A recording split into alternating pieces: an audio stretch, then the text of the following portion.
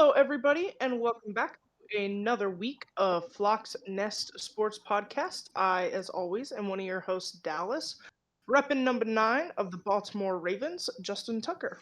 I'm the other half of the podcast, Brendan. We're number 54, Bobby Wagner of the Seahawks. Well, we got some really great stuff for you guys today. We're going to talk some breaking news before we get into our games. And then, obviously, we'll each talk who the Ravens and the Seahawks played, as well as our games of the week that we picked. We will look ahead to next week and what games we're going to pick and who we're playing. And we're going to talk about WNBA because there's some fun stuff happening there, as well as they're approaching playoffs. So, Brendan, you want to kick us off with some breaking news? Yeah, so first of all, breaking news. The background of my video has changed. It has. Just moved. This will be the new background. It's not as fun, but it will be the background from that one. On It to wasn't the fun moving you into it either, so. no. On to actual football news. Injuries in the NFL have just been piling up.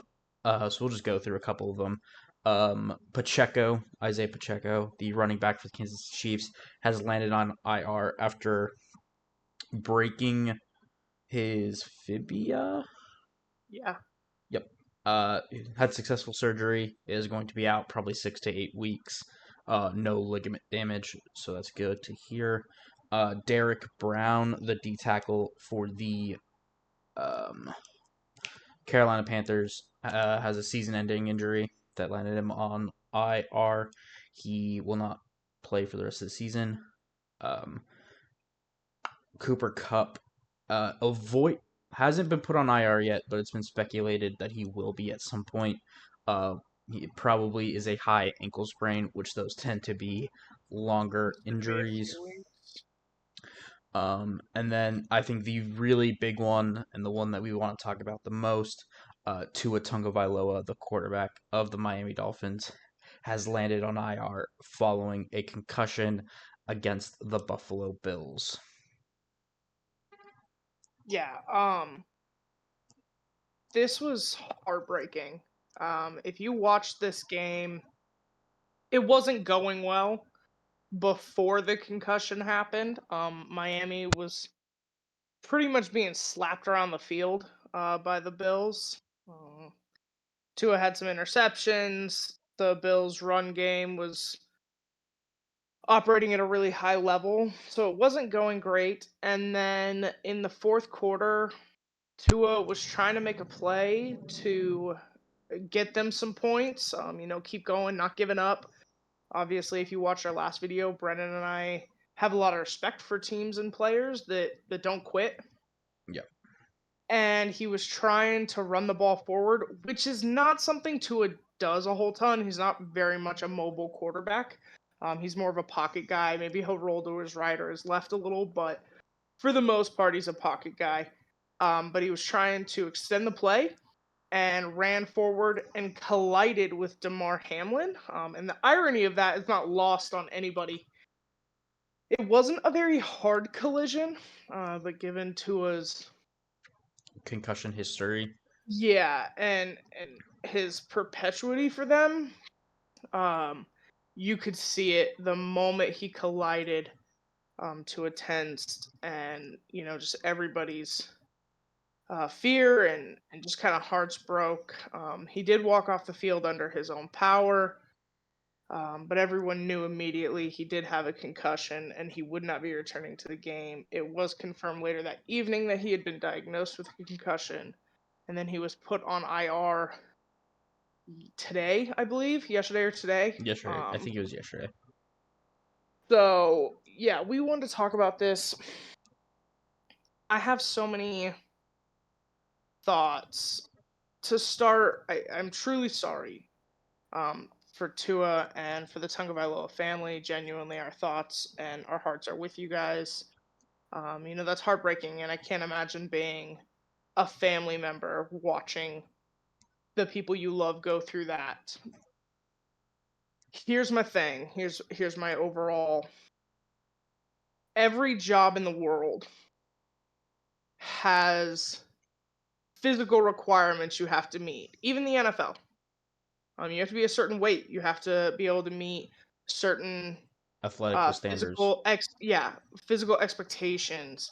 Um, and there are certain injuries or illnesses or impairments that disqualify you for jobs. I do believe that a concussion history should fall under that category. We know at this point the long term effects of multiple concussions. It is well documented, it is well researched. There have been plenty of depressing movies made about it. The information is out there. So while I'm truly sorry for Tua, and I'm sorry that your body doesn't seem to be built for your dream, I do not think he should be allowed to return to the field. I don't know how, as a coach or a GM, I would feel comfortable letting him take that field again with all of the things that can and do go wrong. Yeah. Um, I have roughly the same opinion. Like, I respect his dream and that he wants to continue because he has come out since the injury, since being put on IR, and plans Yeah. to come back. And I respect that.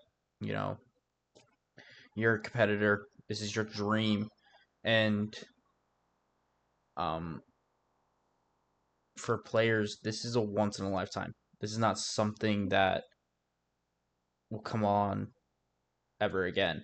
And he's one of the like 1% of players that gets to do what he loves and do that sport.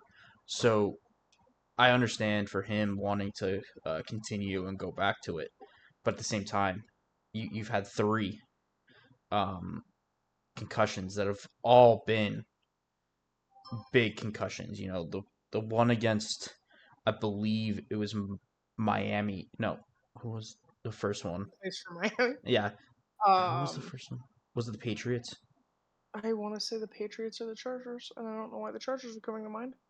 But the second one that was against the Bengals, where he went full like mantis tensing. Yeah, That one was scary, and that one put him on IR for a long time. That one I think should give him the like history of you have really bad concussions. This is now the second concussion you've had where you've tensed, you've done like the dead insect stance on the field. And this one you weren't carted off, you were able to walk off, you were able to obviously make it off the field and be coherent, but at the same time, actually, I want to touch on that for just a moment because of all of the talk shows I listen to. Many of them have former players on it, and multiple players stated this past week because obviously Tua's been part of the conversation, and this has been part of the conversation. Is they're like, I remember the like one major concussion they got. They're like, I walked off on my own power, and there is video footage of that, and I've seen it, but I have no recollection of it whatsoever. They're like, I came to in the locker room, like a quarter of the game later. So it's great that he walked off under his home power, but do you actually remember that? Like, do you actually know you did that? Or did someone have to tell you? So yeah, it's good that you didn't have to be taken, on a backboard or in an ambulance, but how aware and coherent was he really? the I have no idea. There's been no No, and reports, and nobody would. and yeah, Nobody would. but for me, yeah, I don't think a doctor will medically retire him. Um, Unfortunately, because he will come back from it. but I think if and And I think this came up, that's the problem, is technically you heal, like, a concussion does, like, it goes away. but this does come up, and this is something to keep in mind. I cannot remember the source now, but it was a reliable source within the league. If Tua is medically retired, as in a doctor tells him he cannot play football again, the contract he signed, he gets all of that guaranteed money back. He gets all of the guaranteed money in his contract, which I believe was 127 million to this point remaining. That's his. He gets to keep all of that with, and then obviously he's retired from the league. If he's not medically retired and he then chooses to retire for his health, that 127 million guaranteed money becomes forfeit. He does not. It is not guaranteed. It is not something that he is entitled to. Now, obviously, if he retires, the Dolphins and him can come to a medical settlement or to a settlement, and I would imagine the Dolphins would be willing to pay out a percentage of his total guarantees, but who's to say that owner? What that would be. Yeah, that would be down to the owner, how much money he has, how much money he's willing to give him at that point. So there is financial things at play here. Um, Yeah. so if he's not medically retired, uh, there are decisions that need to be made at that point for him. So Which I is personally believe he should retire. Now I understand that's a lot of money, and you're not guaranteed that money, but your health for your family is significantly more important than I think that money is. yeah. I mean, it's it's unfortunate. Like, I get why the team has that in there. I absolutely understand. From a business perspective, it makes sense. I just don't want Tua making this decision because of money. Like, I know it's not the dream, but there are other opportunities out there for you if you wanted to announce.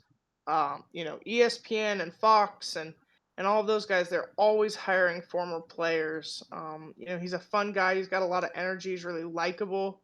I think he would easily get a job there if you wanted a job in, like, a front office or like, there are other Coaching, opportunities. yeah. Um, Um, but yeah, I mean, just for your future, for his future and his family and his health, and we all know there are people and there are former players out there that exhibit certain behaviors, and they do things on social media and they've done things on the field, and we all know where that comes from. And we don't talk about it really out of respect for them and respect for the career they had, but those examples are real and they're easy to point to. And that has to be the forefront of your thought, not just the money. yeah. So it's just a sad, unfortunate situation for Tua, and we do wish Yeah. him the best and wish him good health. And I think we will probably support him no matter what his decision is. Yeah, I mean, I'm not gonna like write off the Dolphins or him, because, like, if he chooses to continue to play, like you said, like, I understand it and I respect the competitor in him that wants to keep going and wants to keep playing. I mean, he's so young. He's 27, 27? I believe he's Like, 27. you're so young. Like, I get that spirit and that drive and that fight. Um and so I will support him. I hope the right decisions are made for the right reasons at the end of the day. He's actually only like 26. 26. Okay, so even younger. See, Yeah. So, um, don't throw don't throw away your future. so yeah. Um, Again, just a sad situation. The Panthers, because their second year starting quarterback, their first overall pick, Bryce Young, was benched in favor of Andy Dalton heading into week 3. Yeah, this is another one. Young player. Just he hasn't looked good. You can't put it any other way. He hasn't looked good in his first 2 seasons.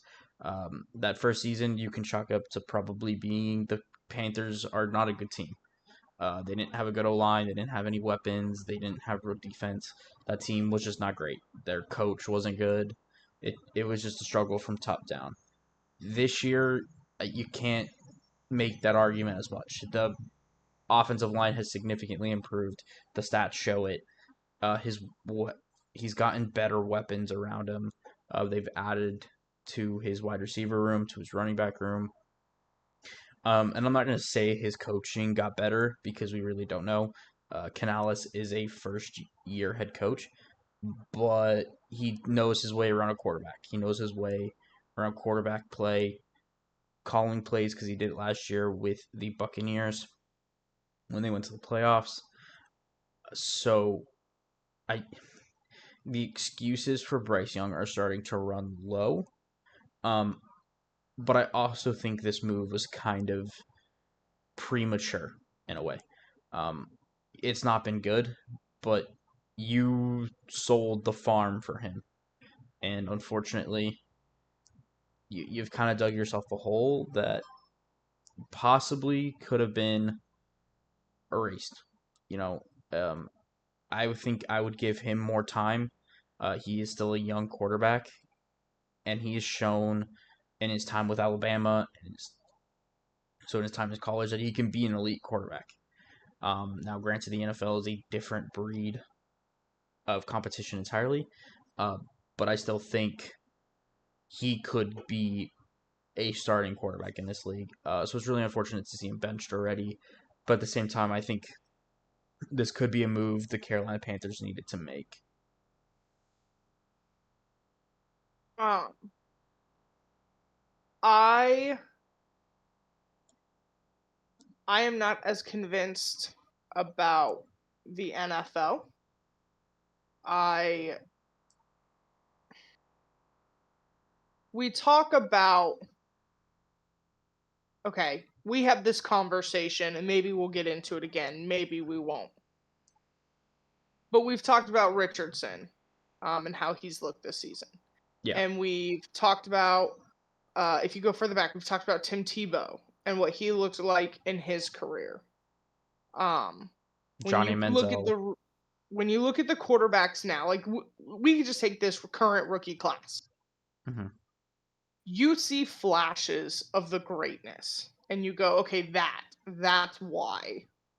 Um, we just have to hone. We have to coach. We have to work on maybe some of the mechanics or the decision making, or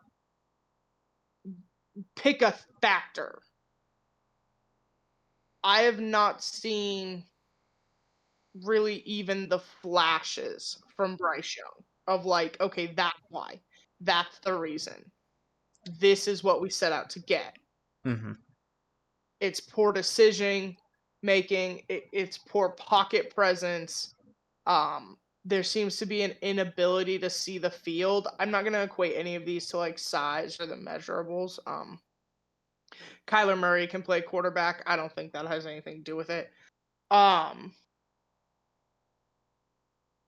but everything it seems to take to play a quarterback in the NFL, because quarterback is the hardest position with everything you have to know, your ability to make checks, your ability to know routes, all these things, your ability to recognize a pocket, and then the decisions you make as the play unfolds. I'm not seeing any of it. There doesn't seem to be incredible arm strength. He's not very fast. Um, I'm I sound like I'm dumping on him, and that's not my intention. Um, but you and I kind of talked about when this news came down about the potentiality for why. Who genuinely made this decision? Was this Canales? Was this Panthers ownership group? Because they're not a patient group. Um they're just not patient. They make weird decisions at weird times. Um, Much like I think New York is seeing right now, I don't think you can justify trading away your best player and somehow expect to get better. That doesn't make sense. That's insane. It doesn't work that way. So I I still have mild questions about where this decision came from. Maybe I think it's a little early for Canales. I mean, but at the same time, he sees him in practice every day. He's seen him in training camp. He's seen the tape, he's seen the film, all of it. And this was a decision, according to him, he made. I don't know what else you would say. I don't know a coach that would walk out there and blame their owner, um, or throw them under the bus. But I'm not seeing anything that tells me, hey, it's too early. Hey, not now. Hey, maybe someday. Yeah. So I'm not surprised the move came down. I'm a little surprised at its timeline. Um, I do think it will be telling in the next couple of weeks what that team actually looks like. Dalton is not, he's not like an A plus superstar quarterback, but he can move the ball down the field. He does make good decisions. He can read a field, He's a and veteran quarterback. yeah. So we'll see what Carolina looks next week against the Raiders. With this change, and I will say, I'm not going to comment on the Raiders. I have zero right to do that. But a lot of times when teams make changes, whether at coach or quarterback, you see a team rally really hard. Um, so even if next week they kind of blow the Raiders out, that is not indicative of who the Panthers will be moving forward. Yeah, absolutely. Um, it'll still be interesting to see how Dalton handles it, how Canales handles it, how the team Definitely. handles it, um, and maybe the Panthers will start winning games again. But Or at least not get embarrassed, because it's not been good. no, so Like if you play well and lose, it sucks to lose, but you can build on that. yeah, Um, where the when Panthers you are at, it's are getting destroyed, that's not that can't that's not uplifting to anybody. yeah. So this might have been a move that just needed to be made because you were just getting blown out for the first 2 weeks, and that will destroy a team's morale. So if this move could potentially spark something in the team and might get you a little closer, then I think it could be the right move. And we've talked about it, losses like that, it can destroy a quarterback, Yeah, um, in terms of their ability to move on, um, and to pick up the pieces and have confidence in themselves. and I really That can think, be really hard to do when unfortunately, you're 2-18,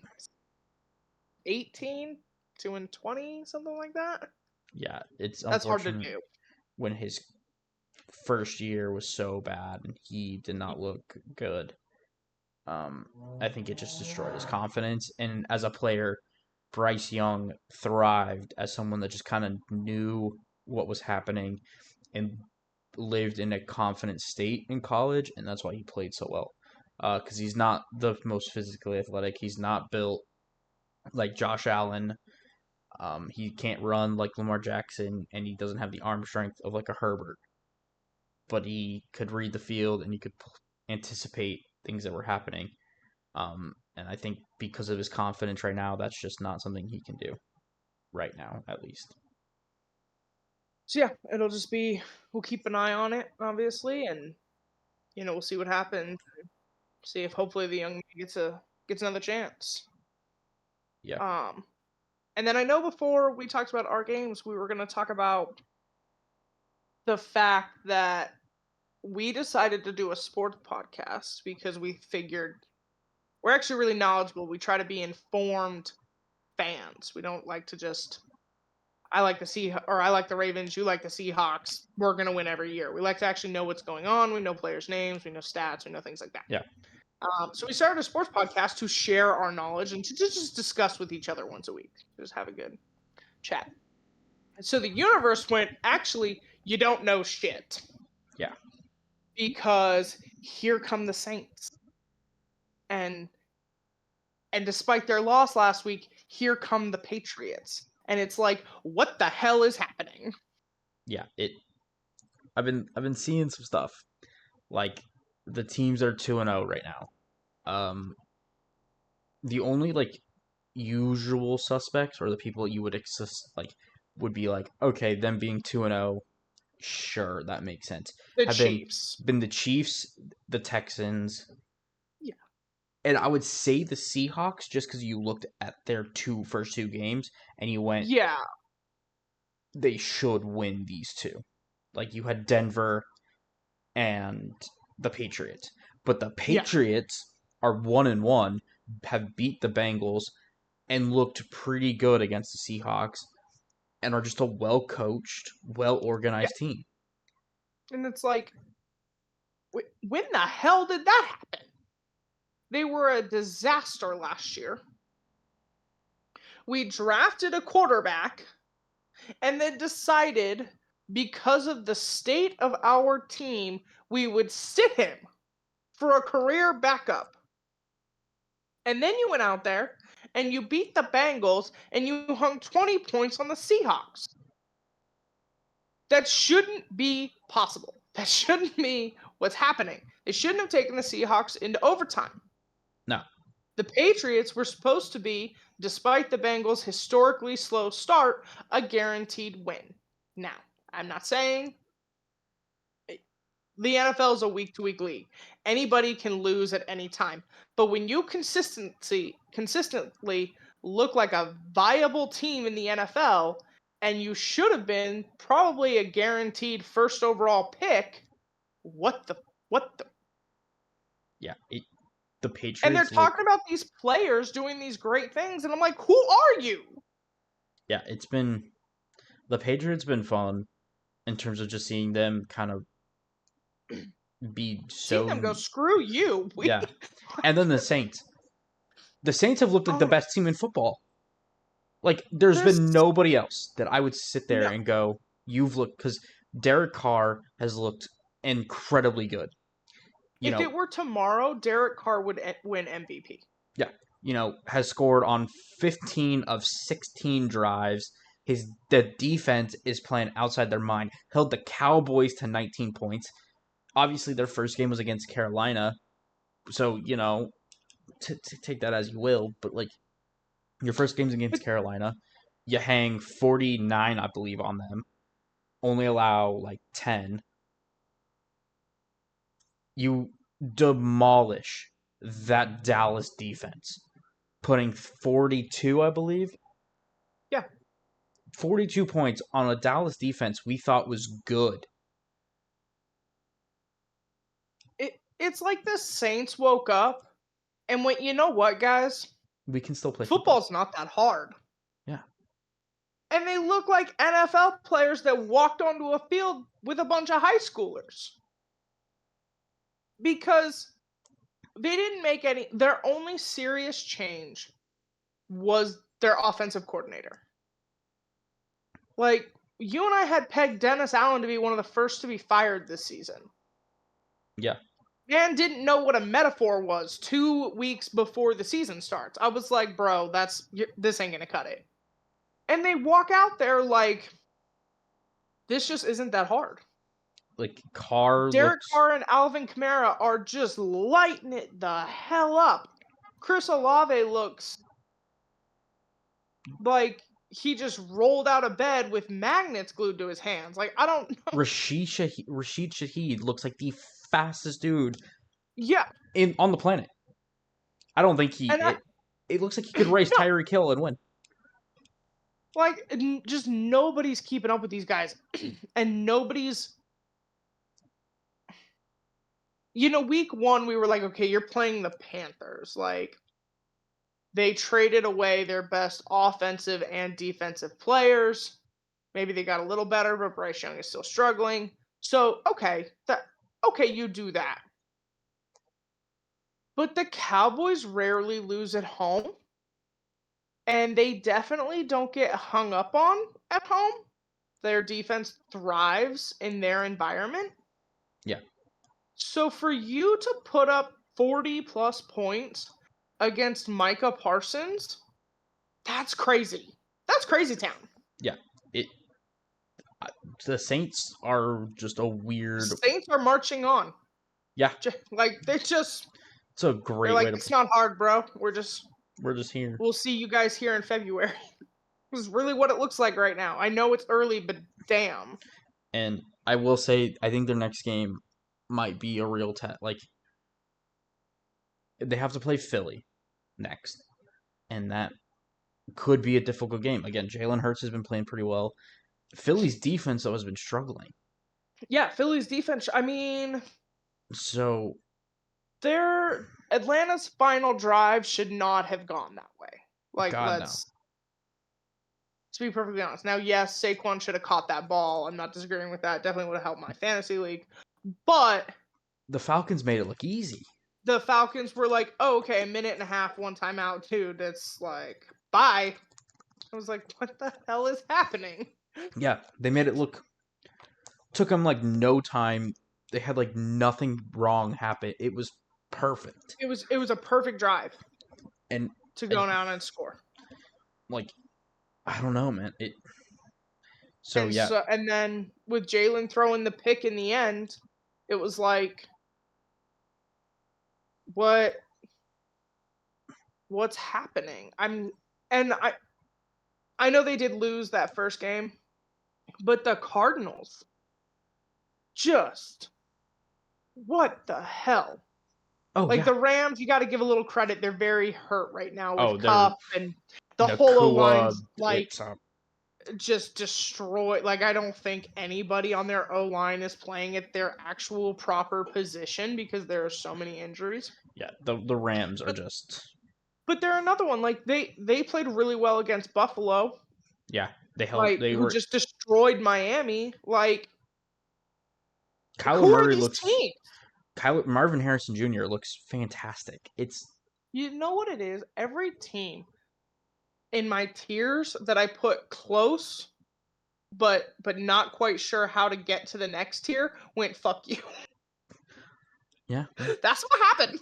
They found it. They found the thing. They saw our clip and they went, "We are close and we're going to do it now." And I was like, "Okay, why? But yeah, It wasn't an insult. You're a good team." it's been. You and I talked about, and I'm going to circle back because you and I talked about the Saints 2 years ago with a coworker that we share. Yeah. That on paper, they're a really good team. They just never quite play like they are on paper. Mm-hmm. This year, they went, fuck it, we are who we are. And that's Alvin Kamara, Derek Carr, Christian Olave, Rashid Shaheed, and we're going to destroy you. Have a great day. Yeah, it's been. Yeah, the Saints are fun. I'm just confused.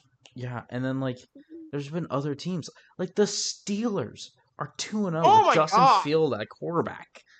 The Steelers are winning my division. Yeah. Like The Steelers are 2-0 with Justin Fields. Who's their technically backup. it's technically their backup. Which I feel like he should just start at this point, but that's a whole other can of worms. I'm a little confused by why that decision hasn't just been made.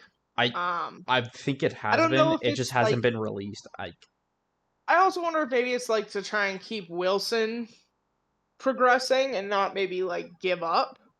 I don't know. But what the hell? Yeah. Because that Like, defense. okay, the Browns sucked week 1. They beat The Jags, Jags, and they don't look great. So, yeah, that makes sense. But the Steelers are 2-0. The Ravens are 0-2. The Bengals are 0-2. Nobody on the planet projected the Ravens and the Bengals to go 0-2 with the Steelers going 2-0. Nobody. No matter who was starting at quarterback. Nobody thought that that's how the division standing would be. Pittsburgh Steeler fans in their fantasy world thought Didn't that. happen. Okay. I think maybe they thought it, but they didn't project the rest of the division to look like shit. Yeah, it's been this year has just been weird for us. It's been such a weird, and I can't even And I'm gonna be honest predict. though, I'm here for it because we were so excited for this season. So for the fact that like we don't know what's going on, it's kind of fun. Yeah, I'm like, It's like, will the Saints play in the Super Bowl? Is that what's gonna happen? especially because like we've seen like Jordan Love's injury. Now we have Green Bay winning a game with Malik Willis. We've had You and I talked about that. There is not a coach that deserves more respect and praise after that game after that game. because His Lafleur ability to have Malik for such a short time lose love and create a different game plan to feature Malik and his strengths and then win, that's insane. That's to insane. enhance Malik Willis's strengths, make his weaknesses pretty much null and void. Yeah. And granted, you were playing a slightly worse Colts team, but I mean, it still looked good. Like I there's mean, the Colts gave the Texans a run for their money. yeah, So you thought maybe that would be a hard matchup for a quarterback that's not played a whole ton, never thrown a touchdown pass in the NFL, has been with the team less than a month, it's yeah. and he looked like he'd been there for years. Last year we just saw a ton of backup quarterbacks play, so that made it weird. This year, I feel like we're having all of the starters play, but teams are just different and Yeah, playing not as we expected them to play, like at all. It's been and and it's been good. Like I do think, we talked about this that like I think the level of football has been elevated, but we're at like I don't want to say a record low, but over the past 5 years, the lowest number of passing touchdowns mhm. through 2 weeks. Yeah, The majority of them have been rushing. yeah. The passing overall passing game in the NFL has gone significantly down. Yeah, which is It's crazy when you think about who is in the NFL right now, like who's quarterbacking at a high level. Like I understand that there's like a Lamar out there and there's Justin Fields and um you could even say Josh Allen, but with his hand messed up, he hasn't been running. He didn't run a whole ton week 2. but like players like that can run and run significantly as a quarterback. Have struggled.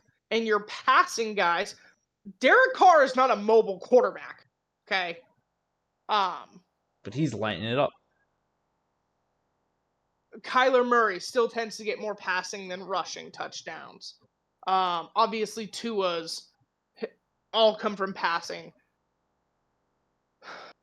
Mah- Mahomes rarely runs for a touchdown. He runs to kind of escape or maybe pick up a first down, but more often than not, he passes or he hands it off. So the fact that the rushing touchdowns have been so much higher is crazy. The NFL does not look, I promise you, if you go back and watch our previous episodes, this is not what we thought it was going to look like come week 2. no, and it is still week 2. It's still early, but this has been a It's crazy. It's crazy yeah. town. And Crazy town. honestly, I'm gonna pass it to you for one of the most Oh my god. surprising things that's happened.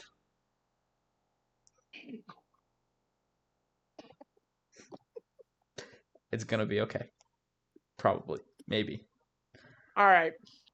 So on Sunday, the Ravens played the Las Vegas Raiders.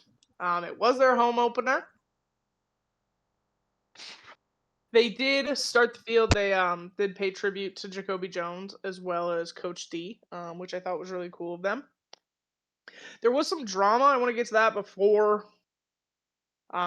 we go into the game itself. A member of the chain game did collapse during the game and was administered CPR. He was able to get up and walk around after they carted him off.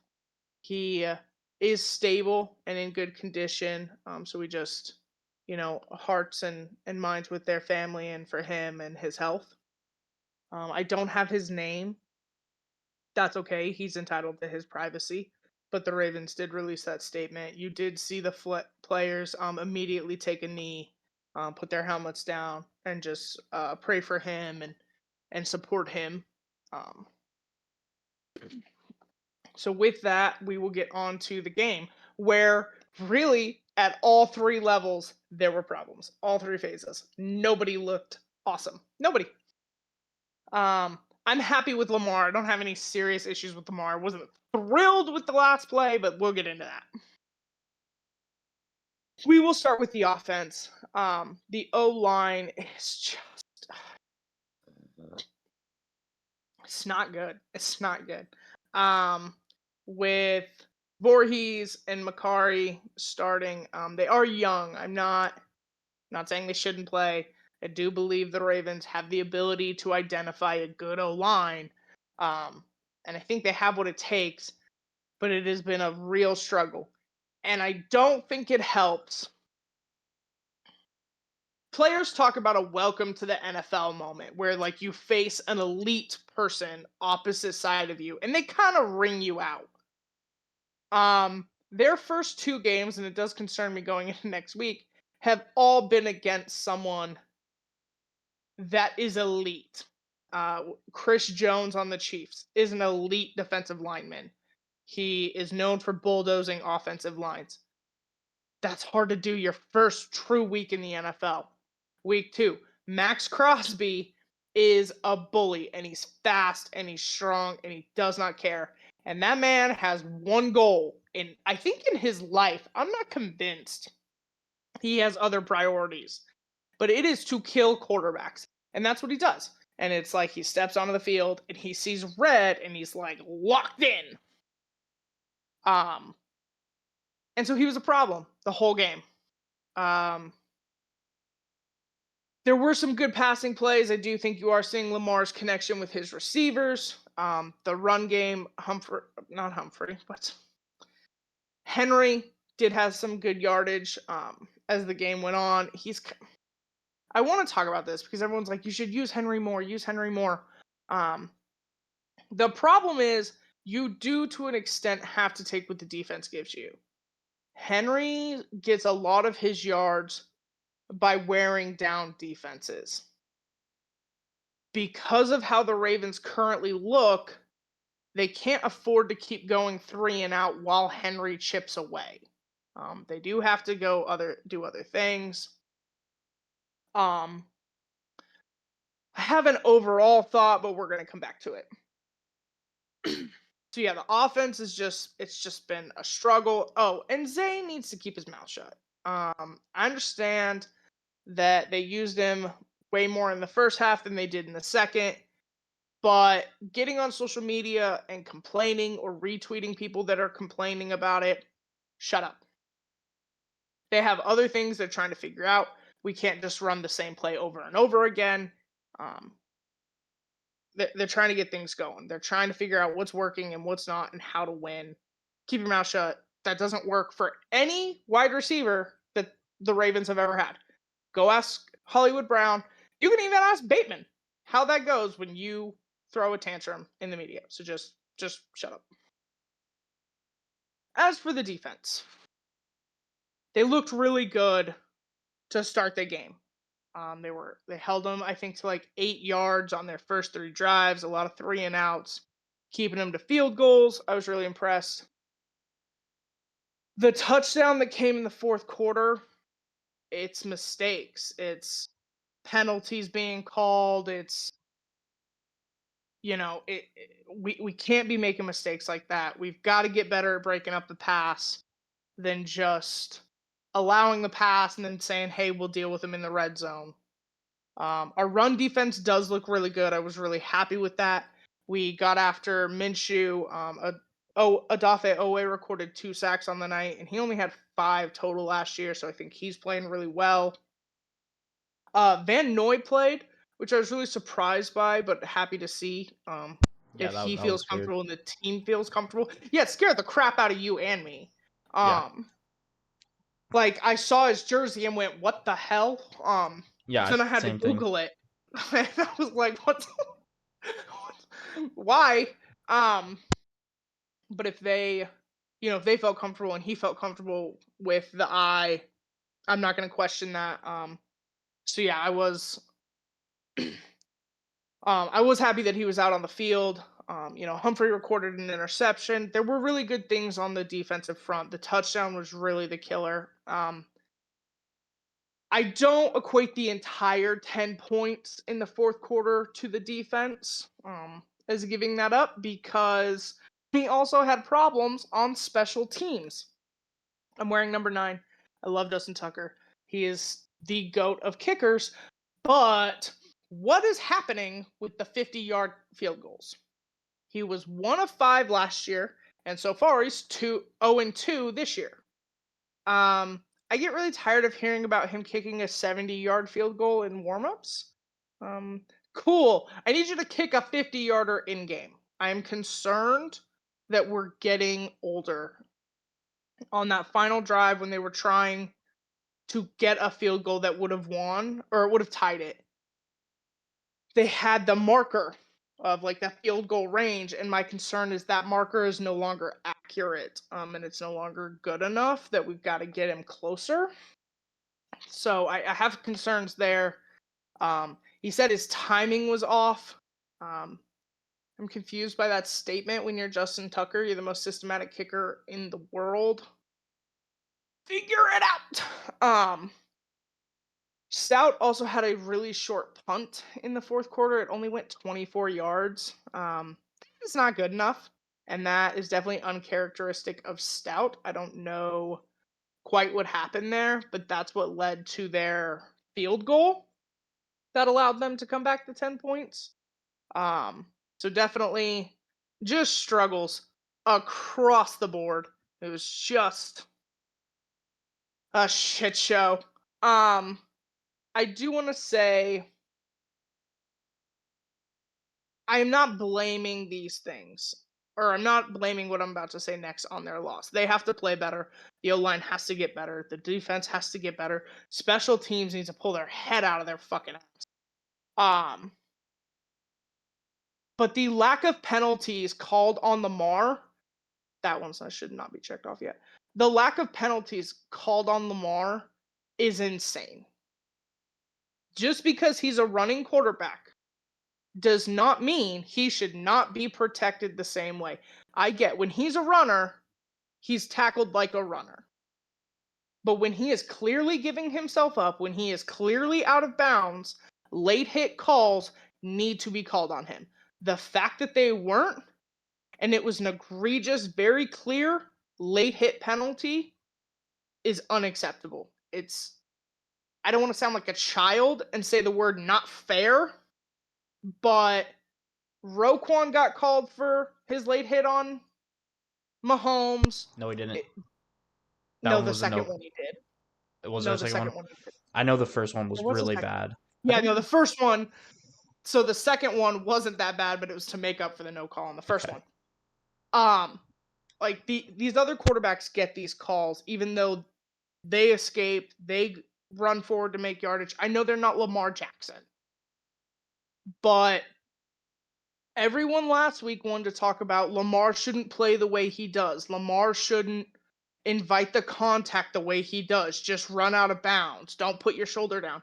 Well, this is why he does that.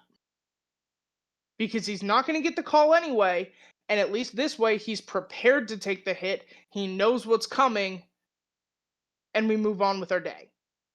So while I wish he wouldn't play like that so much, I also respect the fact in its own right this is safer for him. He is mentally and physically prepared for the hit. He's inviting the contact. Sometimes he's initiating it. That missed call is why. That's why he plays like that. Because when he doesn't do it and he clearly gives himself up and there's no penalty called, now we're all pissed off. And he's potentially hurt. Also, when you sack a quarterback, you are not allowed to put your entire body weight onto them. Somebody didn't tell Max Crosby, and somebody didn't tell the officiating crew because they did not give a shit. They were like, "Oh, he sacked Lamar. Have a great day." There are rules on how you tackle a quarterback.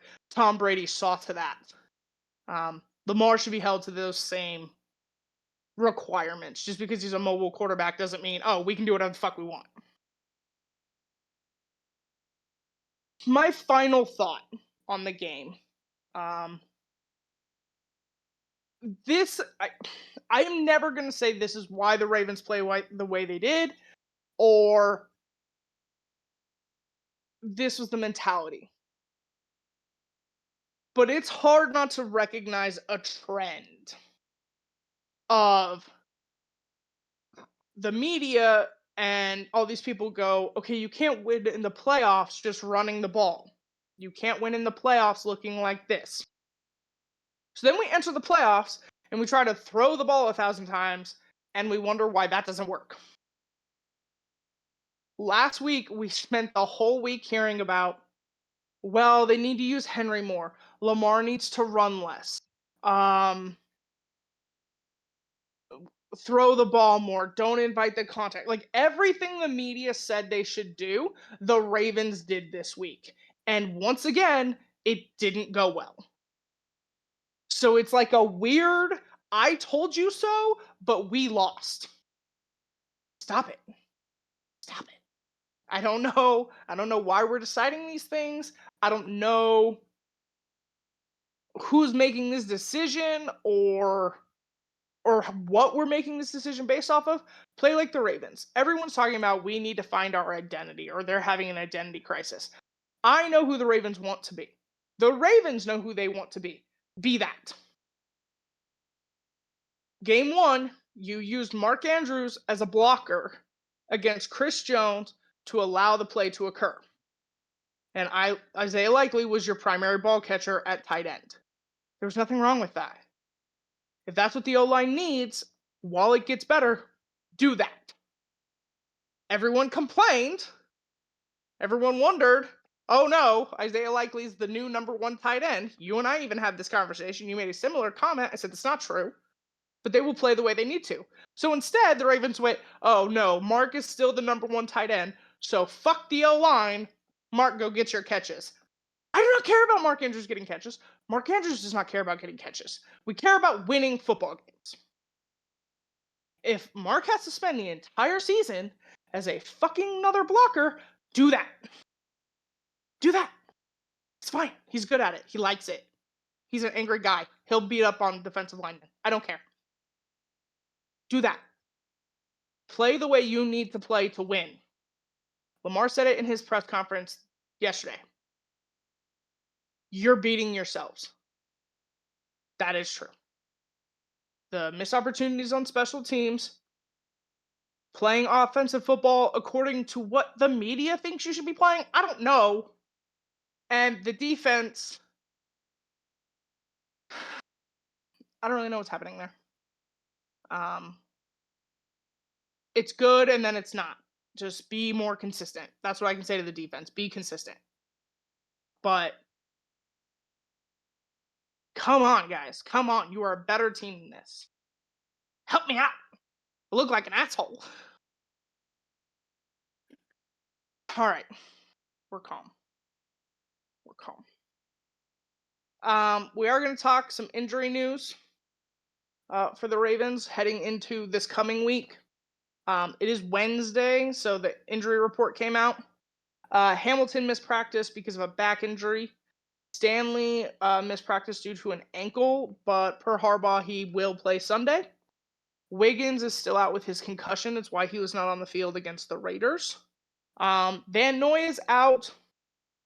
I'm assuming for a groin injury, but the eye is also listed simply because it is technically part of his total body injury count. But if you were able to play with the eye, I think it's the groin, like your groin's kind of messing with you. Devontae Hardy missed for a calf, and Adisa Isaac was back at practice, full participant, hoping to see him Sunday against the Cowboys. So that's kind of where we're at. I don't know of the list other than Stanley who will play and who won't. Hamilton concerns me a little bit. It sounds like his back's been kind of an issue on and off since training camp. So I don't know if they will sit him. The Cowboys passing defense or passing offense, we could use all the defense we can. But if he's not ready, he's not ready. Um, Wiggins, I kind of don't expect to see. The Ravens are kind of notorious for if you have a concussion, we sit you for multiple weeks, even if you clear protocol. Um, Hardy, I don't think they're rushing to get back. And then Van Noy, we'll see what he does and how he's feeling. But Stanley will play, and hopefully we see Isaac to start his season. Um, Cowboys game next week at 1:25 p.m. It's in Dallas. That's a hard stadium. That's a hard team to play at home. And I have massive concerns about what the Ravens are doing right now. What they're doing. Um, and then I want to talk about the final play. No one seems to have an explanation on it. I think Lamar saw the defenders coming to him and he saw Zay open, so he thought if he pitched it back and they kept pitching it, eventually someone would get it over to Zay. It did not go that way, and then Justice Hill throwing a forward pass is not allowed to do that. I don't know who didn't tell him, but I thought Lamar should have just kept it and kept running. I thought that's what he was gonna do. I'm not gonna sit here and say it would have had a different outcome. There were two safeties in the backfield waiting.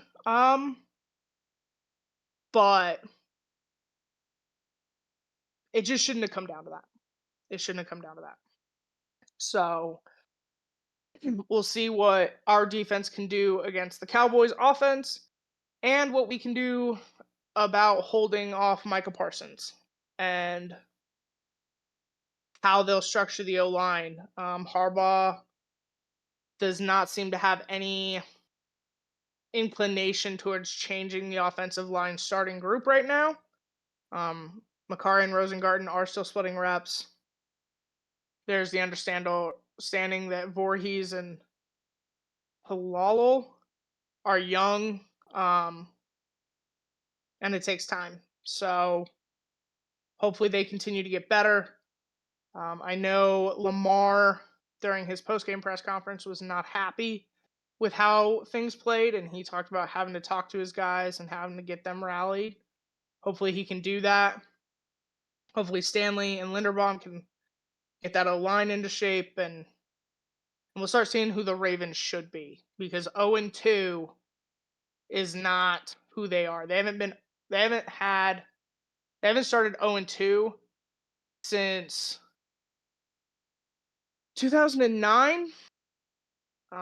Lamar was 30-9 at home until Sunday, so this just isn't who they are, and hopefully they get it figured out soon. And yeah, we'll see how they play against the Cowboys at 1:25 p.m. Pacific time, so 4:25 Eastern time. Yeah. Brendan, do you have comments on the Ravens Raiders game?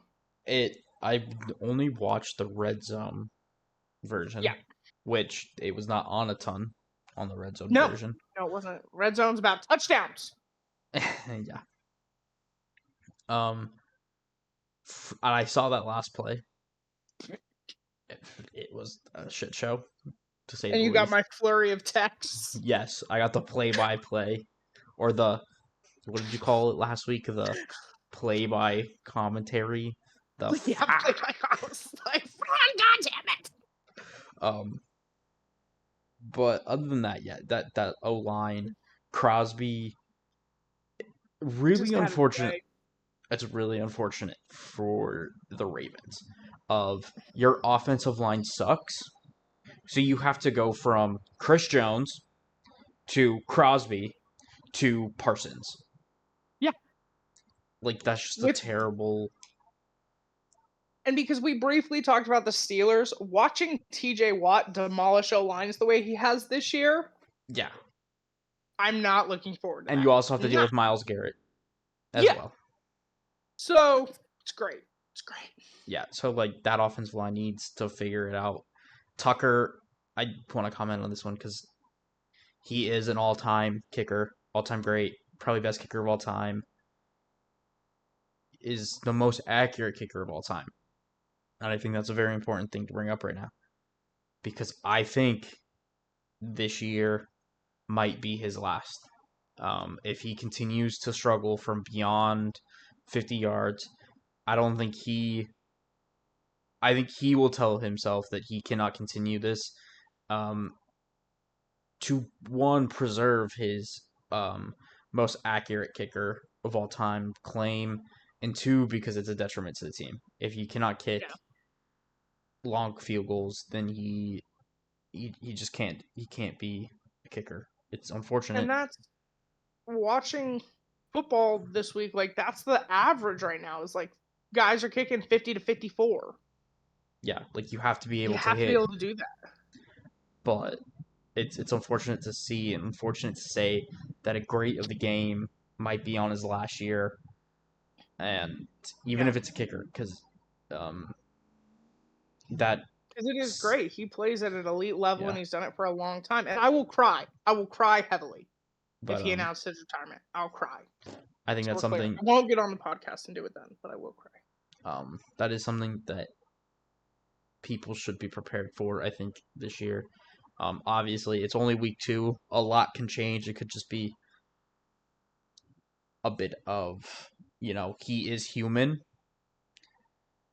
but based off last year, the struggles, I just think this could be Yeah. he's getting older and that leg isn't what it used to be.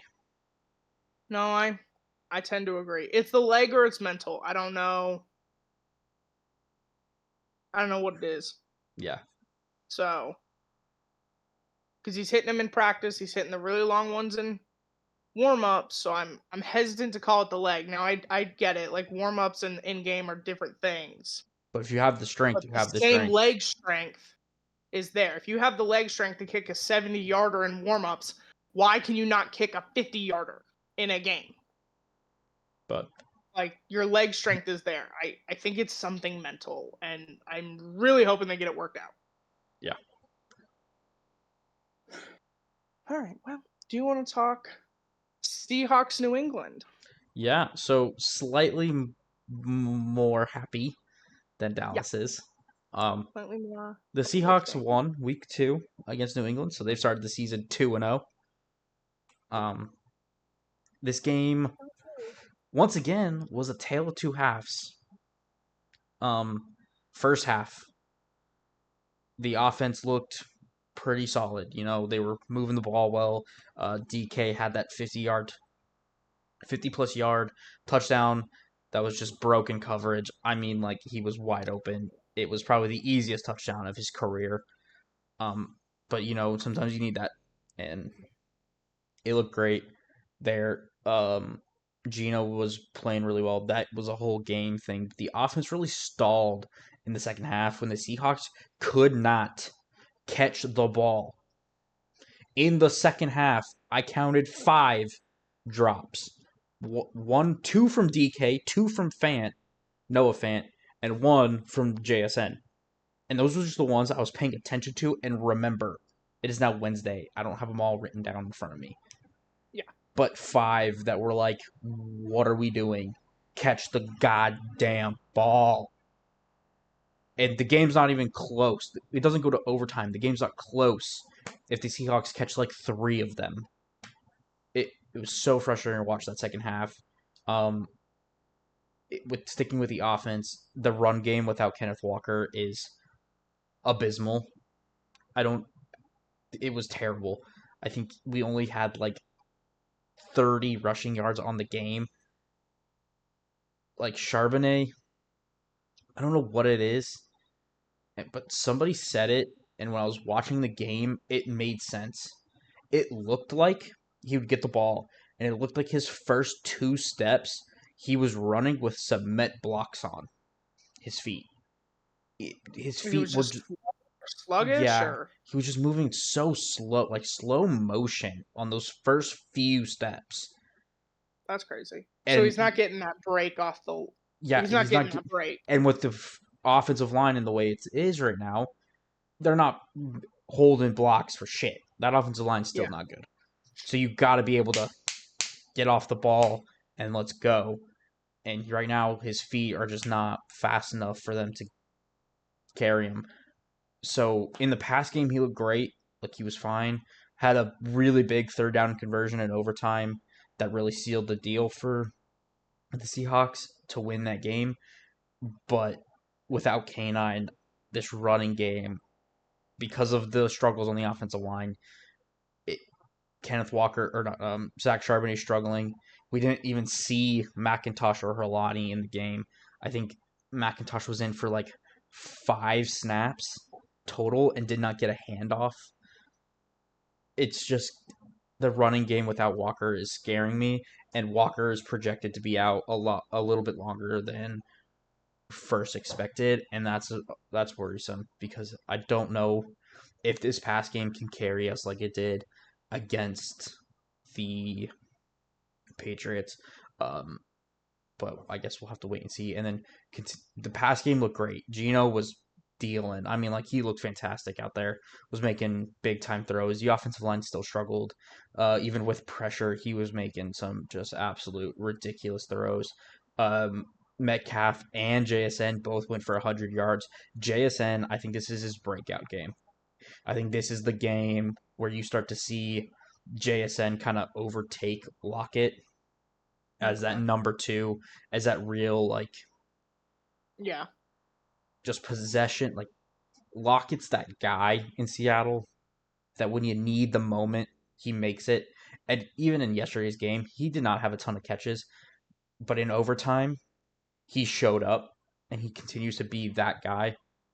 And I kind of think this game, I think, is going to be the start of JSN's rise to that number two, or maybe even the number one. Who kind of knows? But I think the sky's the limit for him. So I'm really glad to see him get that like breakout game there. Um, the um, on the defensive side, I thought the defense looked good for most of the game. There were definitely moments where the run defense looked abysmal. Is a good way. Like they were kind of getting ran over. Part of that is the Patriots have a really good run game. Like Ramondre Stevenson is a tough runner. Like the dude is going to run through you. It does not help that there was injuries in the linebacker group, so there was a lot more pressure on a young rookie to make plays. But overall, the run game from the front to the back, I just think needs work. Pass coverage wise, I thought they did well. After the second half, because Hunter Henry, the tight end, was demolishing them in that first half. They've made an adjustment, and he was pretty much no mute from then on. So like that was good to see that there was an adjustment made, and that they're noticing these things because I think that was something last year we didn't see a ton was like adjustments to take away what teams are doing well on you. But yeah, the run defense struggled. I thought the pass defense played fine. There were some really uncharacteristic penalties that I thought were kind of stupid that extended drives. Um, and yeah, the defense just I think had to play a little better. But this is something, like I said, it's better to win a game and have stuff to work on than to lose a game and have stuff to work on. Because at that point, you're on the high, and now you need to work on this, but we can still win despite these problems. So that's something I'd still like to see, but there's obvious things to improve upon. The run game on both sides of the football right now needs to improve. They need to finish off sacks. Like my God, I've never seen a team miss so many sacks in my life. They're getting pressures, but they would get to him, and then they just failed to wrap up the quarterback. And they've done it in both games. This one, I thought stood out more. Mafe couldn't finish sacks to save his life. Uh, Byron Murphy really couldn't. Like nobody could. That needs to improve. But these are all things like you still won, so you can win without it. But if you keep improving, it'll just get better. So that's something to kind of look forward to. And then I think the biggest play of the game, and I want to mention this because I think Julian Love has been Seattle's best defender this whole year. And I think the play he made towards the end of the game to block that field goal, I think that play itself kind of sparked Seattle's comeback because at that point they were down 3. That field goal block prevented them from needing to get a touchdown to the tie, take the lead type thing. So that right there kind of helped them get to overtime, and then obviously they end up Yeah. winning in overtime. Made a really big play when it mattered the most, and he's just been fantastic for the Seahawks this year. And huge shout out to him, and I think he'll be one of the best defenders on Seahawks team, probably one of the best defenders in the league this season, especially at the safety position. So really good to see that. And then some injury news. Um, like Dallas said earlier, it is Wednesday, so the injury report list has come out, and Seattle's is long. And I mean long. That's So right. I'm going to try to get through it kind of quickly, and I'll pick the kind of important ones to talk about. Kenneth Walker did not participate today with that oblique injury. Kind of seems like he's going to be out a little longer than maybe expected. The good thing is it has come out he does not require surgery on it. So his timeline does have some wiggle room there. There was Lincoln Tomlinson did not practice, but it is a veteran rest day, so doesn't really count. Brady Russell, the tight end, had a shoulder issue. Jerome Baker has been dealing with a hamstring issue since training camp. Also did not participate. Came out of the game against the Patriots and had Tyrese Knight replace him, so he's not participating. That could be an issue. And Cheno and Wosu, we all know he probably wasn't going to be back with that knee sprain. Boye Mafe also came out of the game against the Patriots with a knee contusion, did not participate today. Because it's a contusion, I'm kind of hoping that the knee's still sore and they're just kind of being precautionary because it's a bruise and those can get worse. But if you like rest for a day and not for a couple days and just keep off of it and not let it get much worse, he should be back in time. But he was left out, and that is big news considering we don't have Nwosu. That leaves the edge rushing group very thin. Kevon Wallace has a shoulder injury that left him out. I'm not really sure the severity of that, but he did not participate. Leonard Williams with another knee injury. Don't know the severity, don't know what happened. Did not to participate. Hoping he's back because, again, that pass rush without it would be pretty rough. And then DK Metcalf is the last, did not participate with a hand injury. Not really sure what happened, what it is. Hoping that he can be back pretty soon. And he's available for this game. Uh, Limited participations. I'm just going to quickly run through. Pharaoh Brown, Noah Fant, George Fant, I think is really the big one because he did not play this week. Was limited participation, so hopefully he'll be back next week. Boost that offensive line a little bit, make that offensive line a slight bit better. Lockett, Tyler Lockett's on here. Derek Hall, Witherspoon. Lockett's been on like every injury report since I mean, he preseason, entered and the league. yeah, it's Lockett. He'll play unless they have to amputate his leg. And even then, I think you put him on some crutches and he'll go out there and still He'll probably figure it out. catch the most important pass of the game because that's just who he is. Limited participations, I'm less worried about Yeah. unless they're downgraded. It doesn't really matter. And that's really where the injury report ends with Laviska Shenault, Terrell Dotson, and Jaron Reed all being full participants with the injuries that they have. So they're all good to go. So yeah, long injury report. Definitely took me a second to get through it all, but I'm not looking forward to that Yeah. situation. Um, I like you watched the Ravens game. I just watched Red Zone.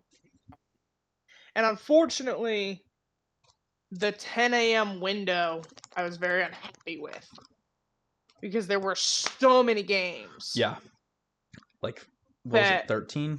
I didn't get 10, Okay, and then 3 in the second window, and then the 3 prime time. yeah, That's too many. It's in a too window. many. I would really like a more even split than they already do. Definitely don't skew it further. Thankfully, that Um, is the most. we're gonna Yeah. see in any window. So it won't So get worse than that. won't get worse. I would like it to get much better. I would really like a 7-6. That would make me happy. Um, but what I did, I saw the struggles, I think, running. I saw some good defensive plays, but I didn't get a ton to see. Just seeing red zone.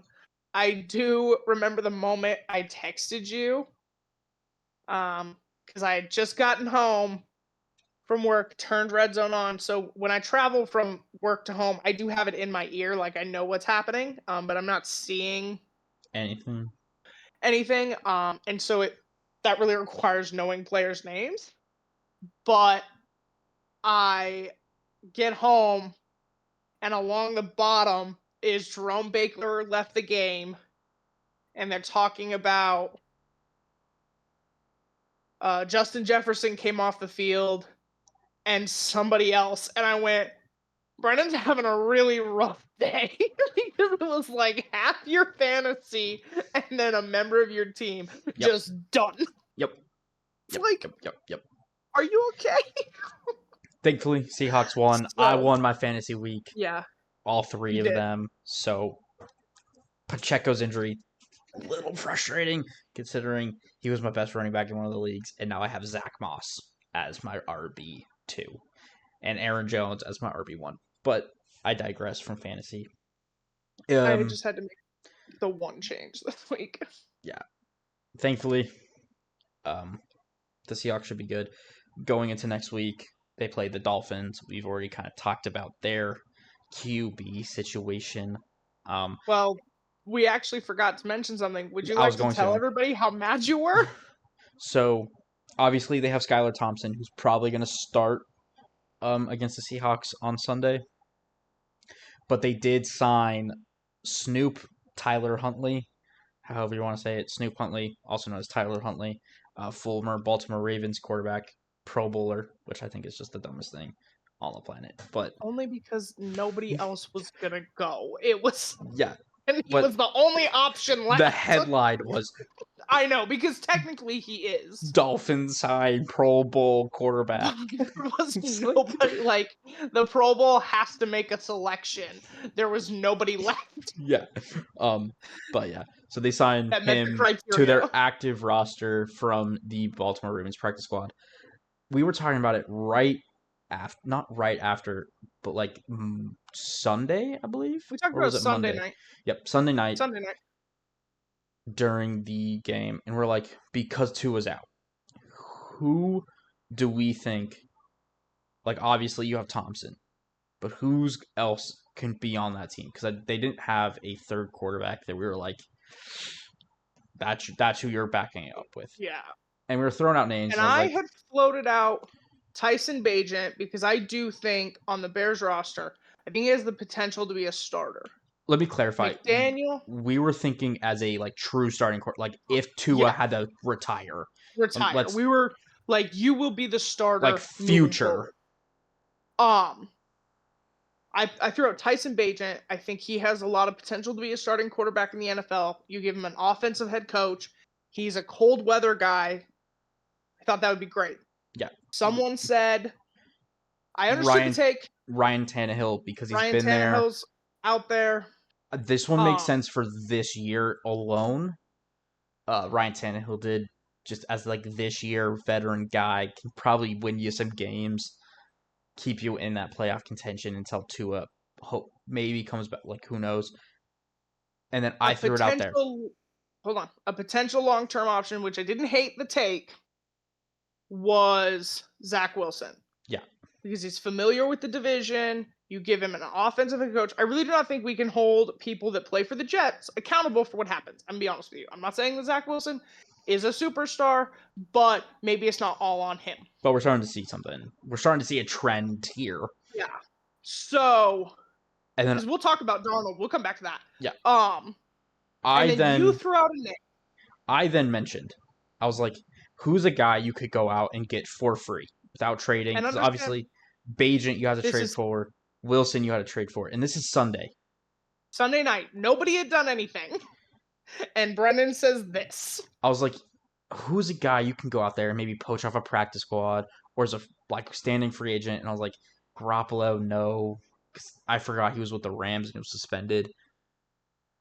And I was like, and then it clicked. I was like, Tyler Huntley is on the Ravens practice squad. He's not on their roster. He's on their practice squad. I was like, that would be perfect for the Miami Dolphins. You have a mobile quarterback who's relatively fast, fits what Mike McDaniel, not McDonald, what Mike McDaniel wants to do in Miami.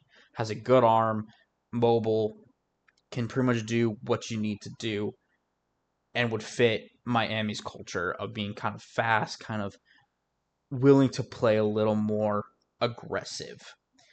And I threw it out there. I was like, Tyler Huntley is perfect for this. Monday morning, I wake up, check Twitter, and Pelissero has confirmed the Miami Dolphins have signed Snoop Huntley to their active roster. And I immediately texted Dallas and went, they did the thing. And I was so pissed that I did not say it on here first because I had the take. It was so dead on, spot on, and it was not on here. I was so upset. So basically, what we're saying is, if the teams would like a GM or a consultant, we're available. Yeah, some of them need it. Literally. So, yeah, I felt so bad when you texted me that. I was like, bro, because now we're going to go on the podcast and say it, but it's like, duh, they did it. Like, no, bro, he did say it first. I promise. He said it Sunday night. I strictly was thinking long-term options because I don't think Tua should ever play again. It's unfortunate, but I think that. I feel that way. I will continue to say it. He was like, well, who's a good, just maybe temporary? And he's like, who's free? Like, you don't have to trade for. And he goes, that's right. Huntley's on your practice squad. He'd be great. And then Monday morning, I get a text of the screenshot, and I'm like, ah, shit. Yeah. I was like, oh my God. I was right. It is my moment of I called it perfectly and it got taken away. You But were up. like I was saying, the Seahawks have to play the Dolphins, who are probably going to have Skylar Thompson at the quarterback, unless Huntley comes in, learns that offense, and just seems to be better. But I highly doubt that happens. He'll probably be the backup, which I think is fine. But overall, I think the Seahawks with Tua out, I'm not going to say this is but they should win. Obviously, it's the NFL. It's week to week. It's a hard league to win in. Anything can Any happen. concerns about Tyreek Hill's speed? Do you think your secondary So, will be able to? that I think is an underrated storyline. Because I think Seattle has one of the fastest corners in the league. Tariq Woolen ran a 4.2 40. 4.2 plus something. It was like 4.27, I think, 4.28. But still blazing fast in the 40-yard dash. So one of the fastest corners in the league. I think he can keep up with Tyreek Hill. My fear is Miami's going to scheme Tyreek Hill to just get the ball more in the backfield. And Tyreek Woolen's struggle is with the tackling game because he's a little bit thinner of a corner, not as strong. So if he's Hill... better at the pass breakup than the pass tackle. He's better at interception, more of a ball hawk than a tackling. But so my fear is if they scheme up Tyreek Hill to get more shorter routes that just get him the ball and he can do the rest, that Tyreek Hill might be able to really do some damage. But I have faith in the secondary. I think it's one of the best secondaries in the league, top down. And then obviously with an inexperienced quarterback coming in, I'm really hoping McDonald's scheme in this pass rush can start putting it together and start getting to the quarterback, make Skylar Thompson's life a little bit miserable in terms of just making it harder for him to get reads done. because I think that's where the Dolphins kind of kill you is with their speed and with the fact that like Hill can be going across the middle and then you have Waddle on another route and then you Yeah, just have to read between the two of them and if you get it to one of them they're so fast that it makes the whole field open and then obviously Achan kind of yeah, makes me nervous after watching the run defense struggle. But again, I think with the McDonald's defense, I think he can correct a lot of the issues on defense. So I guess we'll really see that. And then offensively, I have less worries. okay. Obviously, with Metcalf being hurt, maybe not playing, JSN would have to step up, and then Lockett would have to then, you know, be able to like sustain a full game action because I don't think he's really Not had. just the big moments. He tends to be Yeah, we put him in there when we need him, yeah, rather right. than And right now game. he's making plays in big moments, and I appreciate it. Like I love that, but I need him to make plays consistently throughout the game if Metcalf's not in. Um, That's fair. I think our wide receiver room's deep enough for it to work. Obviously, the run game makes me nervous without Kenneth Walker.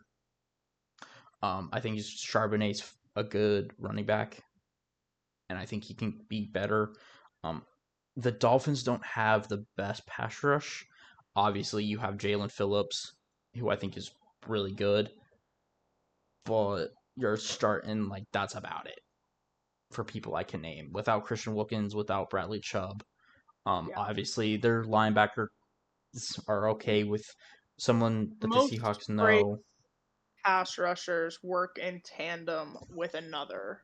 Yeah, So for Phillips to kind of be on his own out there, you really saw it against Buffalo that they just couldn't get after it. so I'm hoping the Um, offensive line can hold up pretty well in this game.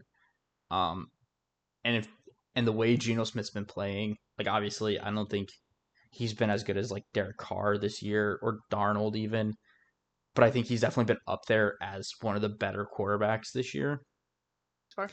So I'm hoping that he can continue that just into this game, and then that's really it. Like I'm not worried about the offense. There's like small things like the offensive line still worries me, but that's gonna worry me throughout the season because I just at this point I'm aware what that offensive line is gonna be. Yeah. They can obviously put it all together and be fine, but right now it's just a struggle. And then that run game, if they can't run the football against a team that can run the football really well, I don't know if that's gonna work. But it's just I think they should win this. Obviously, without Tua, it makes it a little bit easier. I don't want to say that, but it does. You know, Which you is get true. When a um, backup comes in, that's how it but works. It's unfortunate, but it's true. I think that that right there, I think, is why the Seahawks win this game. On to the games of the week. Since Dallas started us off, I'll let her go again with the Chiefs and Bengals. I want to start by saying fuck you to the Bengals for forcing me to defend the Chiefs because that's the situation you put me in. So let's just start there. Um, the Chiefs did win. The Bengals played a much better game than they did week one. Um, they contended with the Chiefs. They got after the quarterback well. They had some interceptions. Their defense played well. Burrow looked much better. He looked much more on point with his wide receivers without T. Higgins. Um, their running back was able to get some stuff done. Obviously, Pacheco did leave in the fourth quarter with the leg. A lot of things that, to take away from both teams. I wanted to see how the Bengals competed with the Chiefs versus how the Ravens competed with the Chiefs the week before. It kind of gave me a measuring stick for where the Bengals are at, where we're at. The Bengals always play the Chiefs really hard. They are a team. They tend to have their number. The Bengals beat the Chiefs a lot in the regular season. Um, I'm not going to sit here and call it Burrowhead or any of that stupid stuff. I don't think that makes any sense. It was a good game. It was a close game. The Bengals beat themselves Yeah. in the end. Here's what happens, and here's what frustrates me to no end.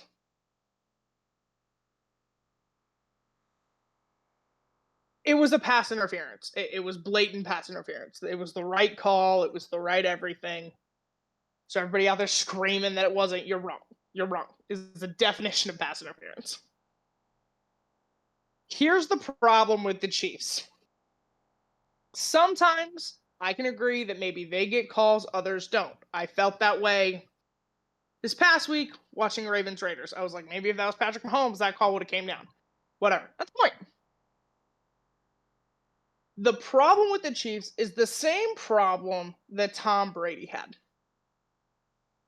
When you back him up against a wall, he does not come out like a rabid animal. They stay calm, they stay collected, they have every faith in the world that they're going to get it done. And so teams panic and they make decisions. So we can talk about the Super Bowl against The Eagles. the Eagles. And everyone's like, the holding. It was holding. Maybe it shouldn't have been called in that moment. You can have your opinion there, but it was holding. Those things come from teams panicking and trying to win, trying to secure the win.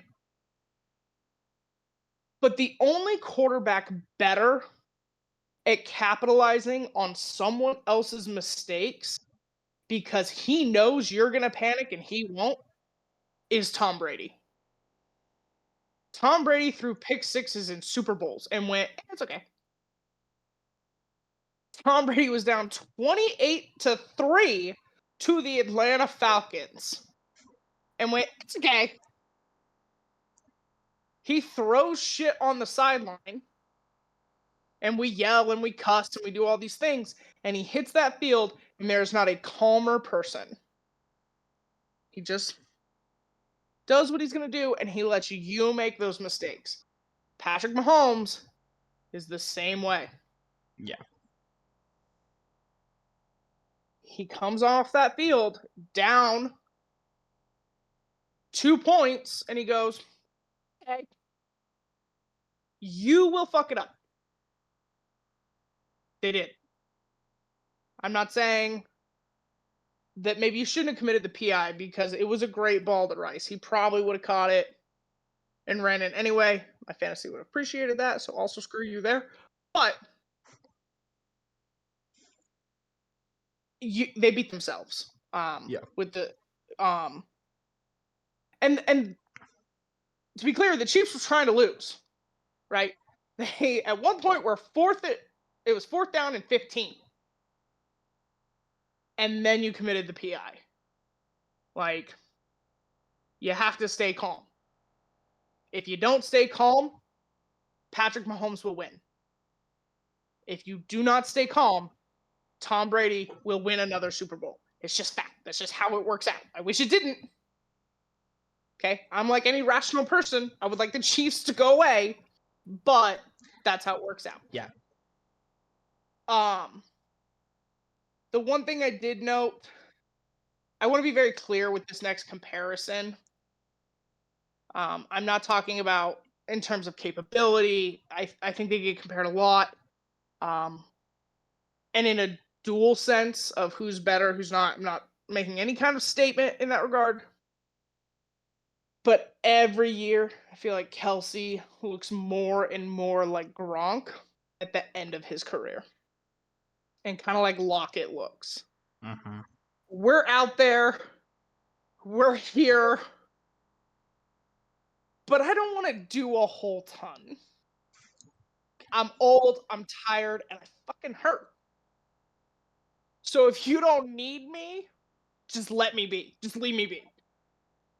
If you need me, I will go out there and make incredible plays because he still makes incredible plays. And come the playoffs, there will not be a better ball catcher. He and Patrick Mahomes' connection in the playoffs is phenomenal. Brady and Gronk's connection in the playoffs and in Super Bowls was phenomenal. But the regular season, Gronk was like, leave me alone. I don't. Yeah. I don't want to. I'm tired and I hurt. He was Get off me. the classic, yo, I'm hurt. Put me on IR. I'll be back for the playoffs. Like I'll be back in like 2 weeks before the playoffs. I want to get warmed up, get in shape, and just leave me alone. And that's kind of what I'm seeing with Kelsey. He was pretty quiet weeks 1 and 2. And I think they were pretty confident that Kelsey would have had the Ravens number on the secondary. He did during the AFC Championship game. They have no reason not to think that now. Tight ends are like running backs. They take a hell of a beating, especially your great ones. Yeah. You know, Kelsey, Gronk, Gonzalez, Mark Andrews. They get hurt a lot. They're big, physical guys. They're fast. Big, physical guys have to bring them down. They take a hell of a beating. And especially your great ones in cases like Tom and Gronk, Mahomes and Kelsey, Lamar and Andrews, where you are your quarterback's kind of favorite target, you get the crap beat out of you. Mm-hmm. I'm not saying Kelsey's wrong. I'm not saying it's a bad thing. I just am taking note that Kelsey's looking like he's hitting that point in his career of, if you need me, I'm here, but please God, don't need me. I was like, don't need me. Yeah, like call if you need me, but don't call. So yeah, we are seeing that we have hit kind of, I think, that point in his career. Yeah. So we'll see how much longer he has in him. I know he'd probably love to play for Patrick Mahomes' his entire career. I don't think that's going to happen. Brady was played a very long time, so for Gronk to see out pretty much his career was impressive. Especially when you consider Gronk retired. Yeah. And then Brady basically begged him to go win another Super Bowl. And it did. Yeah. I thought Gronk was. I thought he could have been. Gronk was the MVP of that game. I was a little annoyed. I got it. I did, but I was annoyed. So I just kind of think that's where Kelsey's headed. Yeah. But yeah, they did win. The Ravens still have the Bengals number. I'm confident in there, but we are seeing the Bengals improve like we kind of expected week to week after their slow start. So all right, Brendan, I will kick it back to you for Cardinals and Rams. Yeah, so this game, I'm just gonna quickly go. The Rams are, just beat to all hell. I mean, that whole team is injured. Like, that offensive line is, I think there's like one name that like actually was supposed to be their starter on that offensive line. And everybody else is like backups or third stringers or everybody like has been shifted a slot. Like, I think the only person playing position they're supposed to play is the center. It's been like the backup center is like the left or the right tackle, so the backup right tackle is playing right guard, and it's just it's not great for them. And then obviously Nakua hit IR, and now Cup is not on IR. Here's the thing: I just found this out. He can't hit IR. You're only allowed 8 people on IR, and they've already have 8 people on IR. Let me find it. I don't know who tweeted it. That's so rough. That's shitty. I don't think I've ever seen it. No, I didn't know it was a thing until honestly. There's a limit on IR. I was scrolling Twitter a little bit ago, looking for the Seahawks injury report because it wasn't out upon our recording, and then it came out, and someone did. They were like, he won't hit IR because you're only allowed 8. That's unfortunate. That's crazy. I didn't even know that was a rule.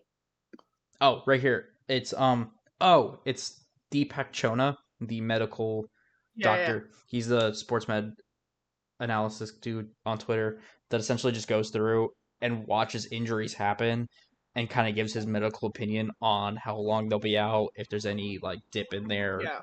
um, play after that. But he is very knowledgeable about the NFL and does a lot of this. That's kind of like his job. Um, and he's kind of just the like injury dude you tend to go to if you want news. Yeah, said it's not avoiding IR. Says not him avoiding IR doesn't say much. Rams have 8 players returning from IR, and there's an 8 max per team. The Rams have the maximum amount of IR taken up already. It's 2 weeks into At the week season, 2. At week 2. Haven't and even started yet. yeah, and Cooper Cup can't even go to IR. So, That's and he's insane. probably going to be out like 6 to 8 weeks. He has a high Yeah, ankle like sprain. he should be okay. Maybe you don't know the answer to this. If they pull someone off of IR, You can put him can on. he go on it? Yeah. Okay. So it's not like 8 the whole season, it's No. just 8 at one. 8. Yeah, 8 at one time. That's But I'm crazy. like, That's crazy. you're the most injured team in the league. It's unfortunate. That defense is being ravaged by injury. Like, obviously, you had Donald retire, and the rookies that were supposed to replace him in the aggregate aren't doing as well as they would hope.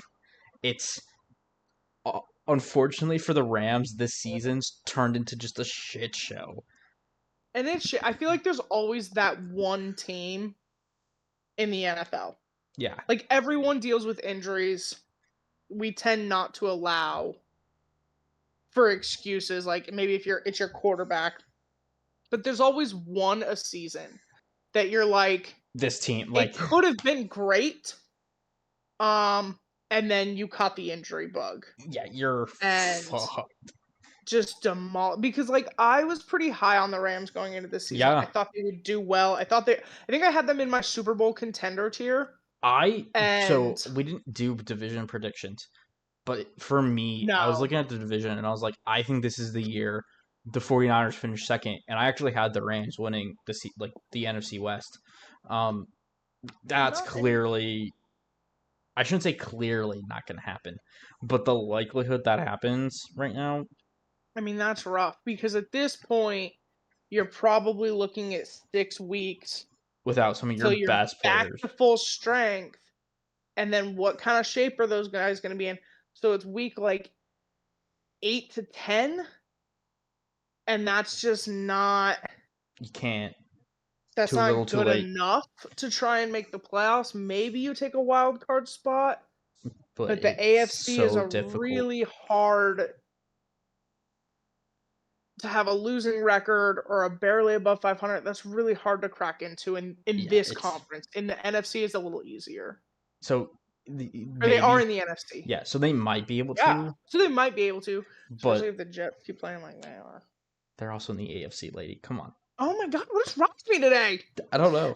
Um, but yeah, without crapping on the Rams too much, I just want No, to because prep. it's not them. It's Seriously, they're your just your offensive line has been just, I mean, your wide decimated. receiver room. Some of your one of your safeties is out. Like it's Another one of your just, defense. It's just unfortunate and for it's like them. all over the ball. It's not Yeah, like one group is fine. at It's least like the Stafford's whole still thing. healthy, guys. Let's be clear. Let's be clear. Stafford is not healthy. Stafford, I don't think is ever healthy, but he plays. Yeah, Like that's a I very told you, we were watching. What game was it? Was it Cardinals? No, it uh was their opener. oh yeah, Against the Lions, and he went to the sideline. He got ankle on his or tape on his ankle. I asked the trainers would be like, "Can you just wear every fucking brace? Can you just learn to play like that because we're gonna need it? So why not just start that way? yeah. Like, It's let's just tape it all yeah. because eventually you're gonna need it, bro." I do kind of feel bad for Rams fans. And the Rams are definitely messing up my Oh fantasy yeah, because they're I have messing up every. Nakua. They're messing up everyone's with like Nakua being out. That offensive line's decimated, so Kyron Williams isn't gonna be able to do shit running the ball. It's it, it's just Yeah, not good. Onto the Cardinals. They demolished the Rams, but again, take that with a grain of salt considering just how injured the Rams are. But Kyler Murray looked really good in this game. Had damn near a perfect passer rating, I'm pretty sure. Just was all over the field, making play after play after play. And then somebody that everyone kind of was like, "Oh, is he not gonna be who we thought he was?" I was like, "It's week one, let's chill." Marvin Harrison just stepped onto the field this week and was different. Only had 4 catches, but went for like 130 yards and 2 touchdowns. So in those 4 catches, did more than like half the league does on like 6. So let's. So obviously, I think he's starting to prove that he was worth the capital the Cardinals spent on him, and is probably the wide receiver we all thought he was going to be. Um, kind of like, not to like get away from the Cardinals, but we had the same thought about Malik Neighbors in week one, and he also did the same. Week one's a liar in a lot of cases. This just kind of Mhm. proves that.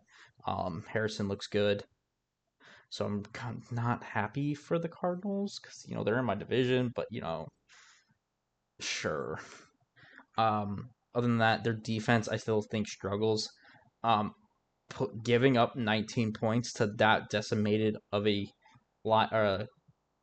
Lions Rams offense is kind of concerning if you're a Cardinals fan. But at the same time, you won the game. Most of it looked good. Once again, against a very injured team, but they were running the ball well. Obviously, with Marvin Harrison going, you were throwing the ball well. Murray looked great. That defense definitely had their struggles, but for the most part looked pretty good. So I think I think the Cardinals could be that kind of surprising one of the surprising teams this year. I can't say the because there's some more. Yeah. I Um, mean, we talked about it I think earlier. top 5, not the top. The Saints are definitely my top. The Saints are definitely my what the fuck. Yeah, depending on what the Patriots do this year, they might be just because of how bad I thought they were going to be. But yeah, the Cardinals definitely might be a surprise this year. Um, and then the Rams are. I'm sorry, Feel Rams bad. fans. I Feel feel bad. bad. Even as Like a I division know, rival, I feel bad. It's rough. That's rough. and we don't like injuries. Like we want No. everybody healthy, and we want to see good football. You want your team to win because they beat good teams, not because they Yeah. destroyed a destroyed team. Yeah. So, um, if you're fans of both teams, there are things to still look forward to. Um, for the Rams, it's you might have a top pick this year. Enjoy that. You actually get to pick in the first round 2 years Yeah. in a row, which is rare for you. If you're a Cardinals fan, you might actually be good this year. So be excited about that. Kyler Murray looks like the MVP caliber Kyler Murray that people thought he could be. So those two teams could be still interesting to watch this year. Obviously, with the Rams being hurt, this is a good chance for guys that might have been career backups to finally step in and get a chance to live their dream. So with injury, there are still things to kind of Yeah, look forward to. there are some good things. I want to talk about the Cardinals for a moment. I just wanted to chime in. I thought it was interesting because after week one, like they played the Bills hard. The Cardinals played the Bills Yeah, hard. They came out swinging. Their defense kind of let them down in the fourth quarter, and the offense just couldn't quite get it going again. But after the game, they asked Kyler Murray about Harrison's kind of lack of production, yeah, and he said, "It's not my job to make sure he gets the ball.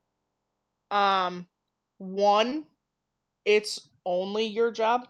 Like nobody else really has a say in that. You're the quarterback. You kind of decide who gets the ball. So let's that." I think the intent behind the comment was I'm not focused on getting one guy a bunch of targets. I'm just trying to win. yeah. It is then telling though The next week, that week 2 you targeted him a lot he really and it didn't went though. well. That's the thing. Well, He here's the so 4 targets and 2 touchdowns in the first quarter. Only one other rookie has done that in the history of the NFL. I'm gonna guess it was his dad. Marvin Harrison Sr. That's kind of cool. So That's a neat little. he he didn't beat it, but he did match his dad's record for a first quarter game. He didn't target him a lot, but what he did was target him in his strengths. It was like suddenly he knew Harrison was on the field, and getting him the ball at the appropriate Yeah. moments, using him for his strengths. I thought there were moments in week 1 he should have or could have, um, and we didn't really see that. And it does take time to build chemistry with the rookie wide receiver. So to see him building that connection, I think is encouraging for Cardinals fans. Yeah. And it's hard now as a quarterback to be like, I'm not going to target that guy. He did a lot. He did Yeah. well. Yeah. I thought you played a great game. But yeah, it is. It's just kind of funny that one, we said what we said, and then kind of changed our tune, and then two, the first real game Harrison got to play, he showed Dad what's up. Yeah. There's a couple more games I just want to talk about that weren't featured on our game of the week, but I Yes, feel like it is worth talking about. I Um, have one in mind, so we'll see if you bring it up I'm just or pulling up what the you list bring to up. make sure I have the right matchup because our teams, it's more like one team and then whoever they played is included. Yeah, yeah. Um, Okay, I'm just gonna go since you're yeah, looking. The Vikings. that was one of them. Yeah, Um, they played the Sam 49ers. Darnold. Yeah, Sam Darnold looked incredible and continues to look incredible. I think he really changes the conversation next year about the quarterback draft class. Obviously, it's week 2, but he is staying so calm in the pocket. He's Yeah, making really good decisions. He's not really putting the ball in jeopardy. His connection with Justin Jefferson has been phenomenal. Um, we talked about this, and we've continued to give Sam Darnold kind of his praise. I just want to keep that going. Everyone had written him off, which is insane when you play for terrible teams. yeah. So to see what he was able to do with a year under Kyle Shanahan and now with Kevin O'Connell. Kevin O'Connell, who are quarterback guys, they're offensive guys, and to see him come out and taking the league by storm is impressive, and I'm so happy for him. And I Yeah, really hope, obviously, the Vikings plan, JJ McCarthy will be the starter. It is not likely, even when a rookie quarterback gets hurt and is out the entire season, even if that had been the plan, he is likely to be the starter going into season 2. yeah, It's just kind of the track history. They're not going to sit him again. At this point, he should know what's going on. It and should should be just be some of the relatively ready. fundamental work. So I really hope Darnold gets another shot somewhere that's clearly going to need a quarterback. Um, there are some teams, Out there, you know who they are. I think I'm not. I think LA going to is an interesting one. the Rams. Stafford is getting older. They had to rework his contract to get him some guaranteed money, which means he's coming to the end of it. Um, he's getting older. He does have an injury history, and the likelihood that they reach a Super Bowl this year is not high. So Yeah, whether he thinks he has another year in him or not is going to be an interesting conversation.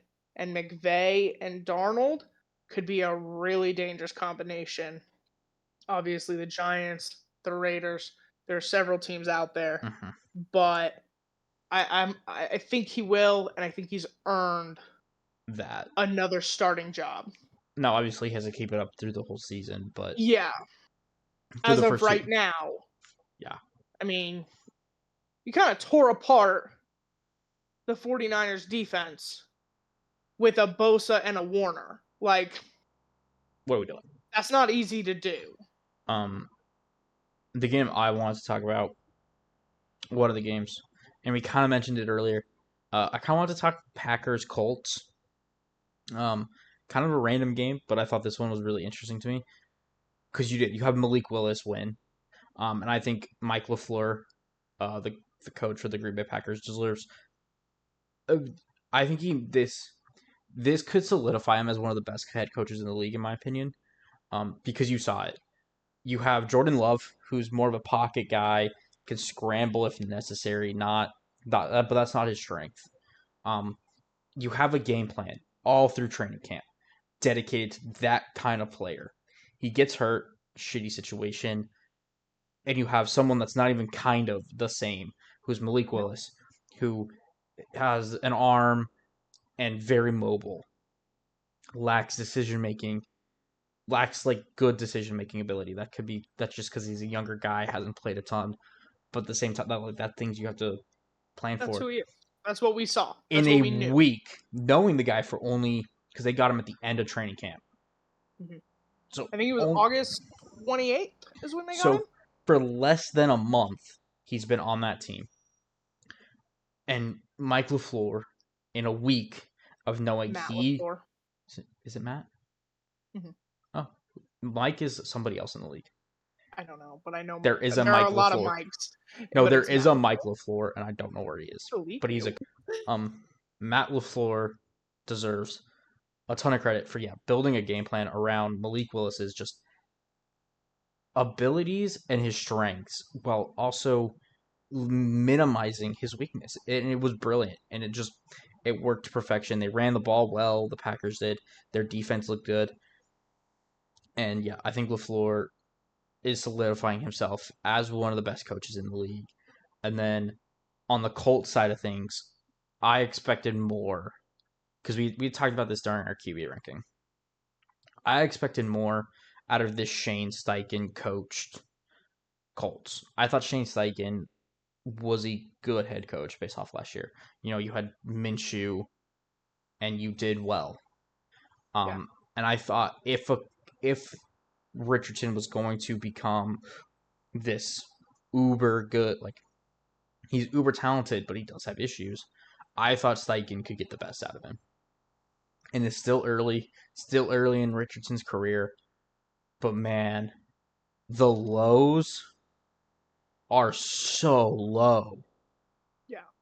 And the only reason I think he's a starting quarterback in this league is his highs are all time high. Like Yeah. you have the rushing ability of Lamar Jackson with the arm of Josh Allen.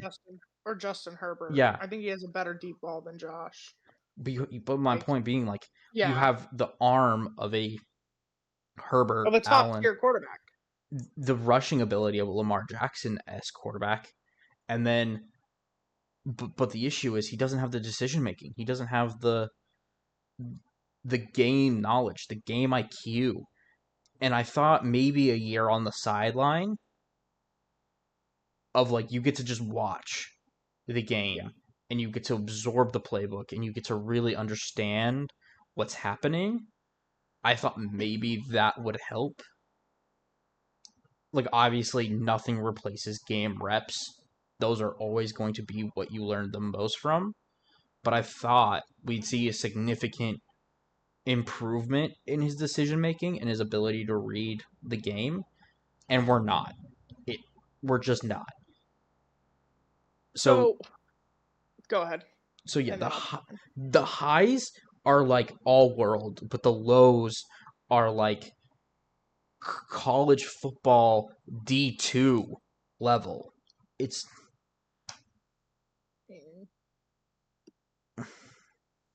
Um, I have not. I'm not. Okay, I want to be careful how I say this. I have never been an advocate. I don't want to use the word fan. I've never been high on Anthony Richardson. yeah. I was confused by the analytics coming out of college. I was confused by the high draft pick. Started 13 games in college. Okay. That's too few. It's too few. You and I have talked multiple times. I think we've talked on here about when you look at starting quarterbacks and what their careers and their college careers look like, there's a pretty specific formula that breeds success. Mm-hmm. And one of the things that is, I want to use the word fundamental, is a lot of college play, Yeah. is at least 3 years of full starting.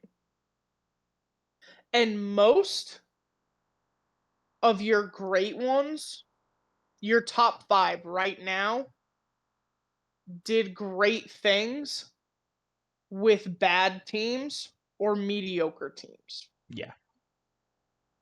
Lamar and Louisville did great things. Mahomes at Mahomes Texas and Tech. Texas and A&M Texas did Tech. great.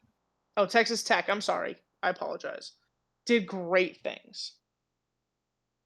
Nobody wanted Josh Allen coming out of high school. Yeah. He did great things in college. At Wyoming. So to It's so to do so to have such little playing time, to me, does not tell me anything about who you are. 13 games, I have no idea who you are. He came into the NFL. I said the Colts, all right, you do whatever you want. I'm not a Colts person. I'm just watching football. I said last year in his only 5 starts that it was very clear he didn't make decisions.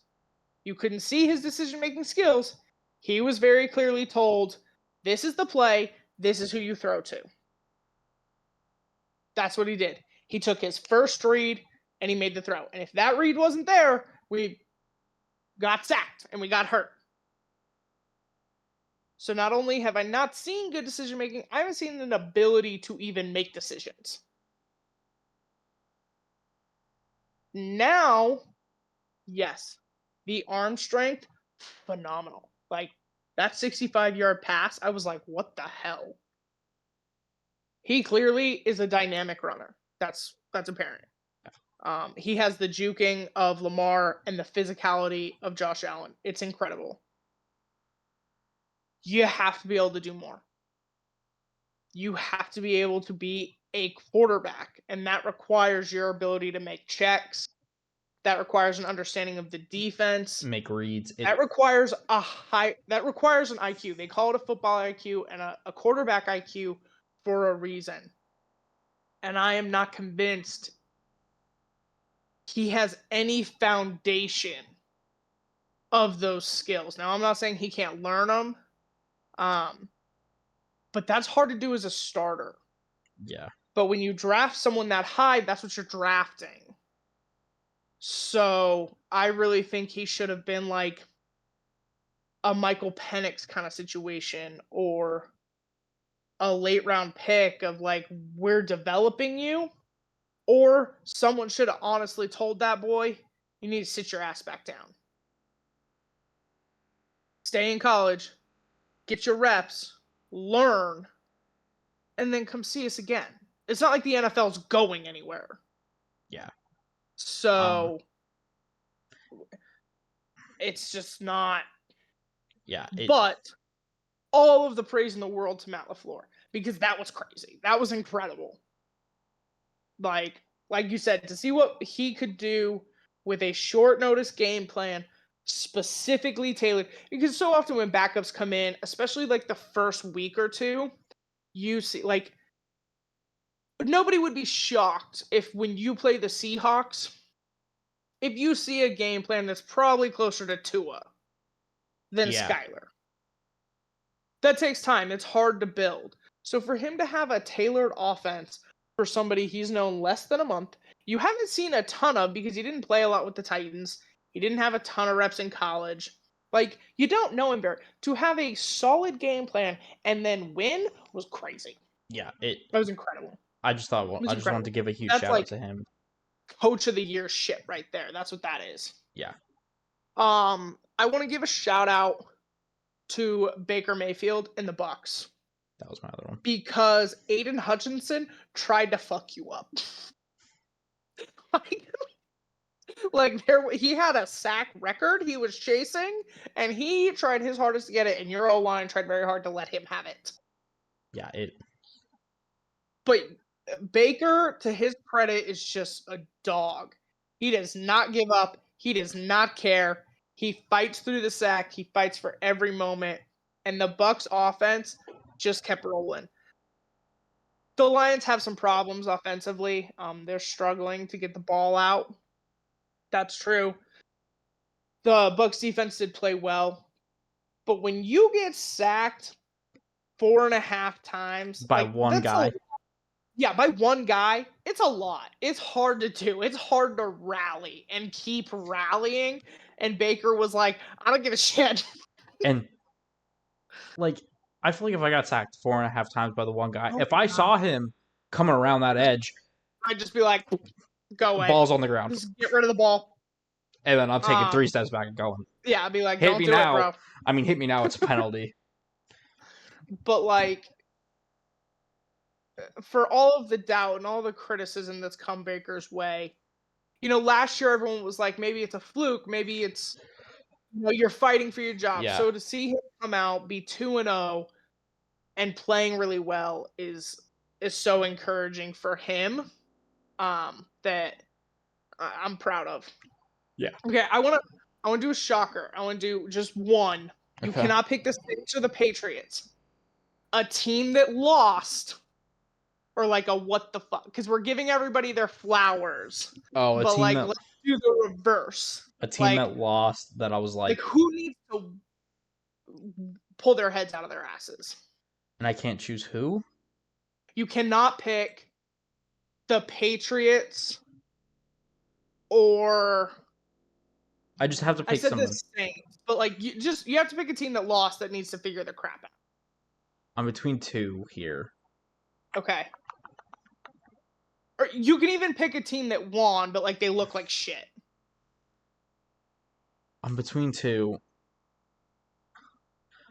I'm actually going to go with the 49ers. Okay. Yeah, I'm going to go 49ers. What the hell was that game? Like, the Minnesota Vikings defense is not that good. You 17 points? You're telling me that defense held that team to 17 points? Purdy struggled so much. And I had that hot take a while ago. Not that long ago. Yeah. But I had the hot take of Shanahan. Shanahan. You lost one All-Pro. You lost your running back. And then Debo went out, I think, 3 quarters in. And you have Trent Williams playing at like 80% of his talent. Ayuk playing at like 75. And this team all of a sudden has imploded. You're telling me that's a recipe, I think as a head coach, you have to take some of the blame for that. But, whatever. So yeah, the 49ers wise, you lost one All-Pro in McCaffrey, and some of your other players aren't playing to their potential. And then obviously Debo comes out, and it all just goes to shit. Like obviously that defense still played well. Bosa was Yeah. everywhere. Parsons had a great interception. Not Parsons. Warner looked great. Yeah. Like, but that offense, Purdy struggled so much through like 3 interceptions in that game, 2 interceptions in that game. 2 or 3? They struggled so much 3. no, he only threw one. Oh. It It felt like more. more. Yeah, felt like more. But like that one for me is the one that I'm like, what? That was your How what the did fuck? like that's not a game for me on paper. That's not a game you lose. The quarterback you employed last year diced you up, Yeah. outplayed your quarterback. Like, I'm not saying that that's not because of the team around him, but like, damn, dude, damn. That one I think is my one. That's rough. No, that's fair.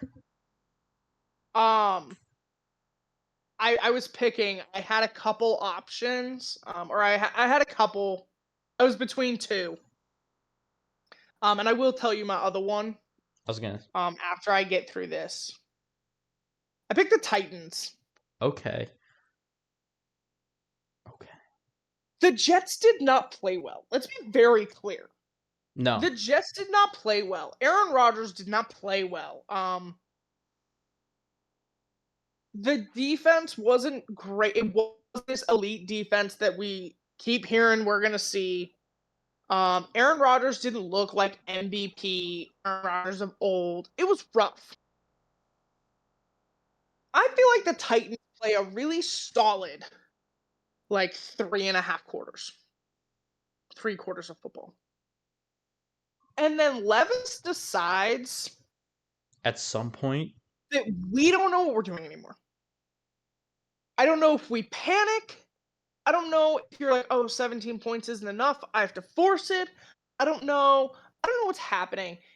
It sounds like and it feels like there's discourse between you and your head coach. I've never seen it be effective for a head coach to come on the podium and trash his quarterback and not go well. yeah. It just doesn't. So I definitely think there needs to be some fixing there. But Levis he plays really good football. And then It's smart randomly, decisions. It's quick. You know, you're putting good points on the board. You're doing good. 17 is fine. but No then one expected randomly, you to come out and be a top 5 quarterback tomorrow and then randomly go, you know what would make this more fun?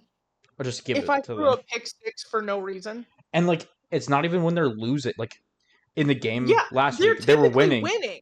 This week, they were on like they were in the red zone, and he does that like And it's shovel just, thing behind him, yeah, and I'm like, like, take what are the you sack. doing? Get a field goal. Go up to 20 points. Dude, whatever. Like at that point, it wasn't even the fourth Throw a quarter. You're ball in too like the high. second quarter. I don't know Like, what. Like, it's like we make a bad decision and then it just goes to shit after that. yeah, that no, that's So fair, and that wasn't the one I I was was a thinking about. But I have been an advocate of Levis. I said last year I was a big fan of the personality. He reminded me a lot of Heineke. That high energy, that kind of flexing. Like most quarterbacks tend to be a little more composed.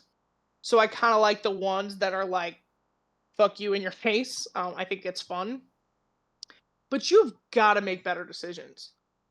And you've got to get on the same page as your head coach. Because Jesus Christ.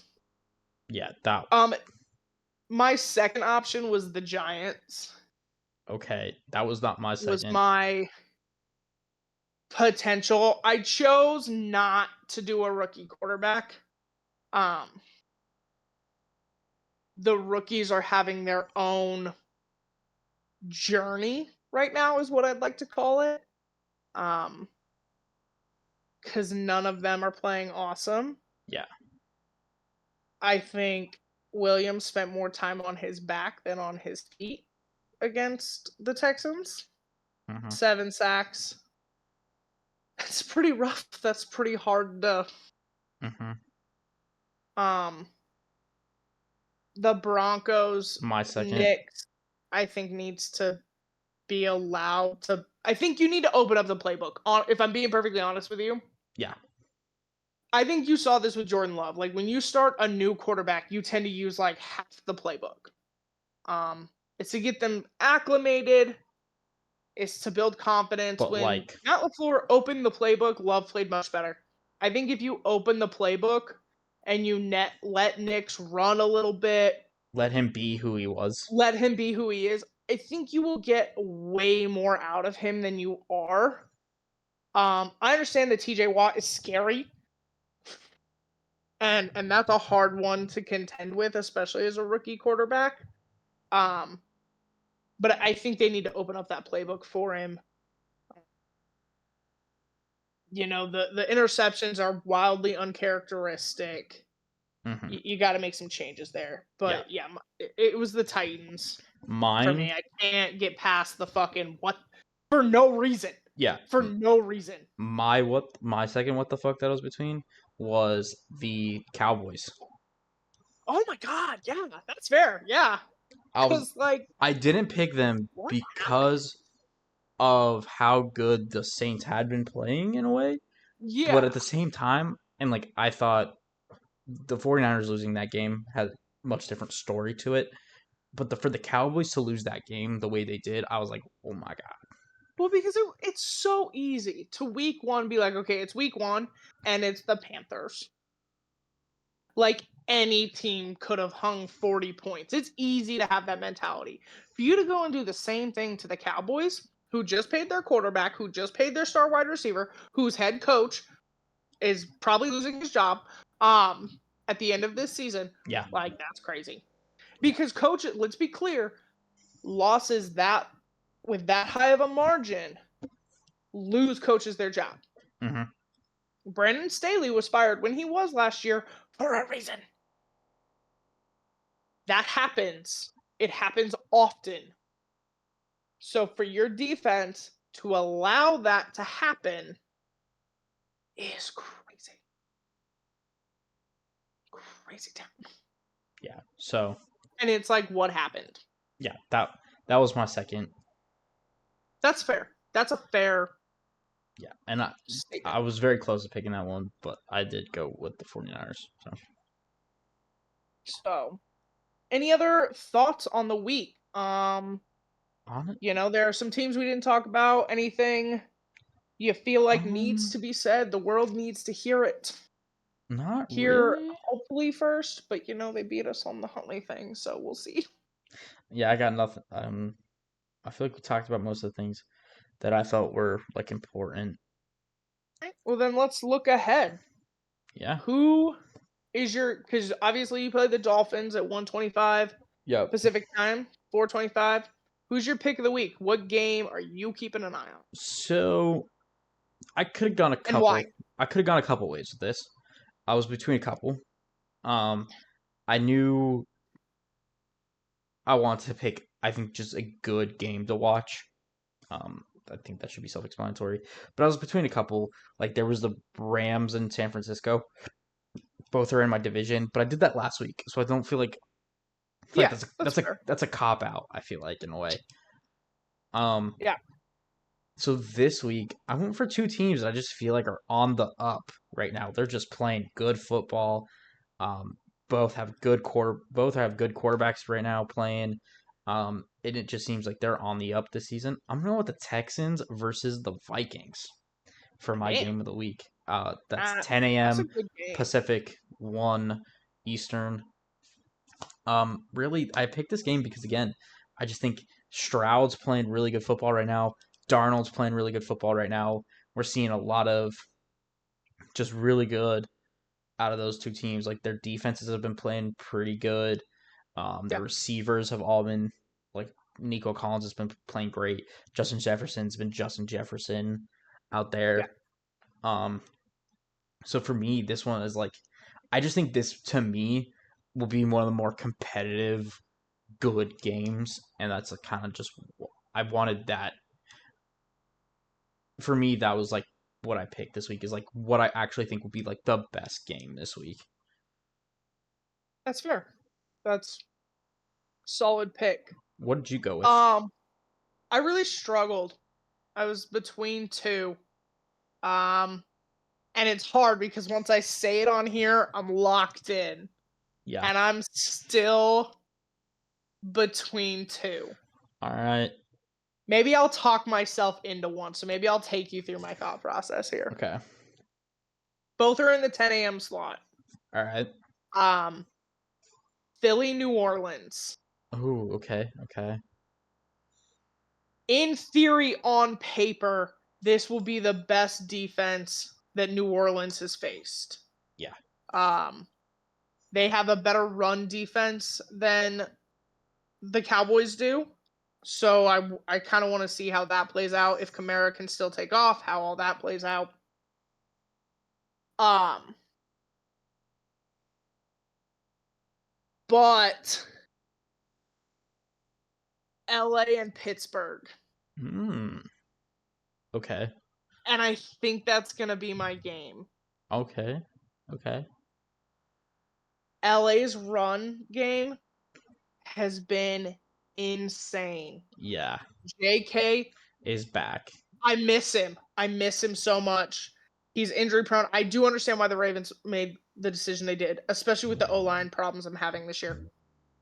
but JK has recorded 200-yard gains. It's been impressive. He knows the Steelers defense well.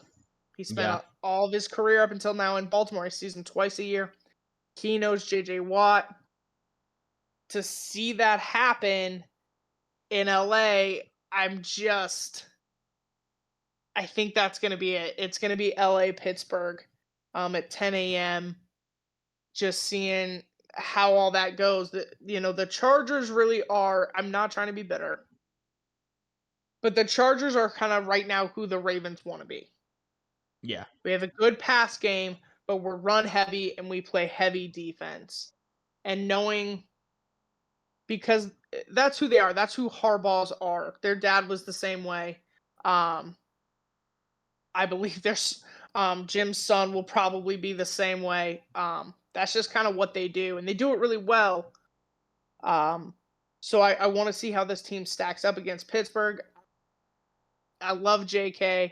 I kind of want to see him just tear up the Pittsburgh Steelers defense if he can, what that looks like. Um, I also think this game is going to be really important down the line. The Chargers are making a really good case right now for fighting for the win in their division. This game could be a tiebreaker. Obviously, they have to play the Chiefs, but we have seen run heavy and defense heavy teams can beat the Chiefs. So if they can have success, um, it definitely looks at a potential power struggle down the line. If they can take on Watt successfully, they can probably take on Chris Jones successfully. Um, so I just think this game has a lot of implications, not even just for the Ravens, but for the AFC as a whole. Um, and LA's just been a really great team to watch. It's who I want to be right now. It's like I'm watching it with envy. Um, but and then I do have LA coming down the pipeline. Obviously, I have Pittsburgh coming down the pipeline. Um, and I'm going to be honest with you, that game is going to be good with the offense the LA's played, the defense Pittsburgh has. I would not be shocked if New Orleans tears apart Philly. Yeah. I wouldn't either. Legit. I watched that final drive with Matt Ryan. Or not Matt Ryan. I watched it with Matt Ryan. But with Kirk Cousins. And just effectively throw that ball down the field, get it down there, do what they did. And I'm not convinced that they're going to have an answer for New Orleans and the way they're Yeah. playing right now. Yeah. And I don't want to watch a blowout. I want No. to watch a good game and a close game. And all of the other teams playing this week, honestly, I kind of think could be really skewed.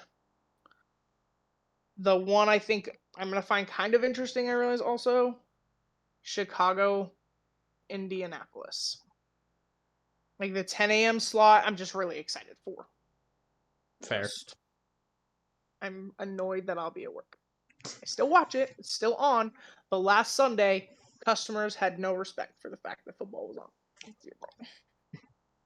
on. So I think the 10 a.m. slot's going to be really great this week. Oh yeah. But yeah, I am going to go Chargers and Pittsburgh. All right. Yeah. Let's see them tear it up.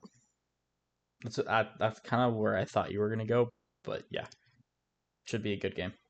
And Um, awesome. Well, I think that wraps it up for football yeah, you this did week. have a couple things you wanted to mention. Yeah, I want to talk some WNBA. We haven't really the last couple weeks. They're approaching playoffs, so it's definitely heating up. Obviously, the playoffs start Sunday. So I just have a couple things I want to call out, and we will definitely talk about it more as their playoffs happen. Mm-hmm. I'm a little annoyed to start Sunday, so I have choices to make, and we'll see what all Yeah, happens and what I do and how that works. there probably isn't a choice, but I'll leave that all up to you. Their first round is a 3-game series, so I am gonna get away with. Okay. I don't have to watch it right now. Playoffs start Sunday. They had some breaking news. this Yeah, weekend. I did They're see bringing this. a team back to Portland. Um, the Portland Fire were disbanded in 2002. So to see them bring, like, as they're expanding and as the league is getting more popular, to see them bring a team back to Portland first is really exciting. Um, Seattle really does love its basketball teams. I know the NBA is talking about maybe bringing back the Sonics. So for the WNBA team to get their team back is really exciting. You're seeing the growth. We're seeing the improvements of this sport. I think it's really awesome. They have not announced if they will be the Fire again or if they will change the team name. They just announced that they are bringing a team back to Portland. Yep. So really exciting. Um, some news for the projected MVP of the league, AJ Wilson, um, surpassed Angel Reese's rebound record for a single season this past week. Unfortunately, Angel Reese is out for the season with the ankle What? injury, uh, a leg injury. I don't entirely remember right now. I apologize. But she did set the single season rebounding record. She did surpass her for it, so that's really great of her. She is also the first player in WNBA history to record 1,000 points in the regular season alone. Um, so making history. I mean, she's the clear MVP favorite, and they're doing incredible things. You know, I don't think I have a dog in the fight for the playoffs. I'm not gonna pick the Fever just to pick the Fever. Um, and Caitlin Clark, I think Las Vegas has, or I'm sorry, the Liberty have been by far the most dominant team in the league. They have the best player in the league, and they've fought hard for it. So I am rooting for them going into their playoffs, but it's playoffs. Anything can happen. Anybody can win at any time in any sport. That's just how it works. So I'm excited, but yeah, she's doing great things. As for playoff standings, there is still a final spot up for grabs. Right now, the Atlanta Dream have the number 8 spot. They could lose it depending on how the rest of this week goes. Regular season isn't quite over yet, and a few teams could move higher. Indiana is secure at number 6. I believe it's 1, 2, and 3 are secured, and 4 and 5 could potentially shift depending on how the next couple of days come out. But yeah, the big one to watch right now is Atlanta is fighting to hold on to their spot, which is the final seed for the playoffs. We should know final seeding and therefore your initial bracket come Friday. So keep an eye out for that. Follow the NBA on Twitter, WNBA on Twitter, or follow us. We give you the news too. So yeah, that kind of wraps up WNBA talk and football. And yes, just so Just we're wraps clear, up. Caitlin Clark is the rookie of the year. Just so we're clear, I'm not. That's, I do take that stance. All right. I think that wraps up this week. Unless there's anything else that has happened that is necessary to bring up. I don't think so. All right. Um, that being said, I'm I've being summoned. I've been Brendan, And I've been Dallas. and this has been Flockspace Podcast. Thank y'all for joining us for another week. Remember to like, subscribe, comment. Let us know if you want to hear some specific things, want us to focus on a specific team, have some interesting things going on in sports. And yeah, all right. Bye. Bye.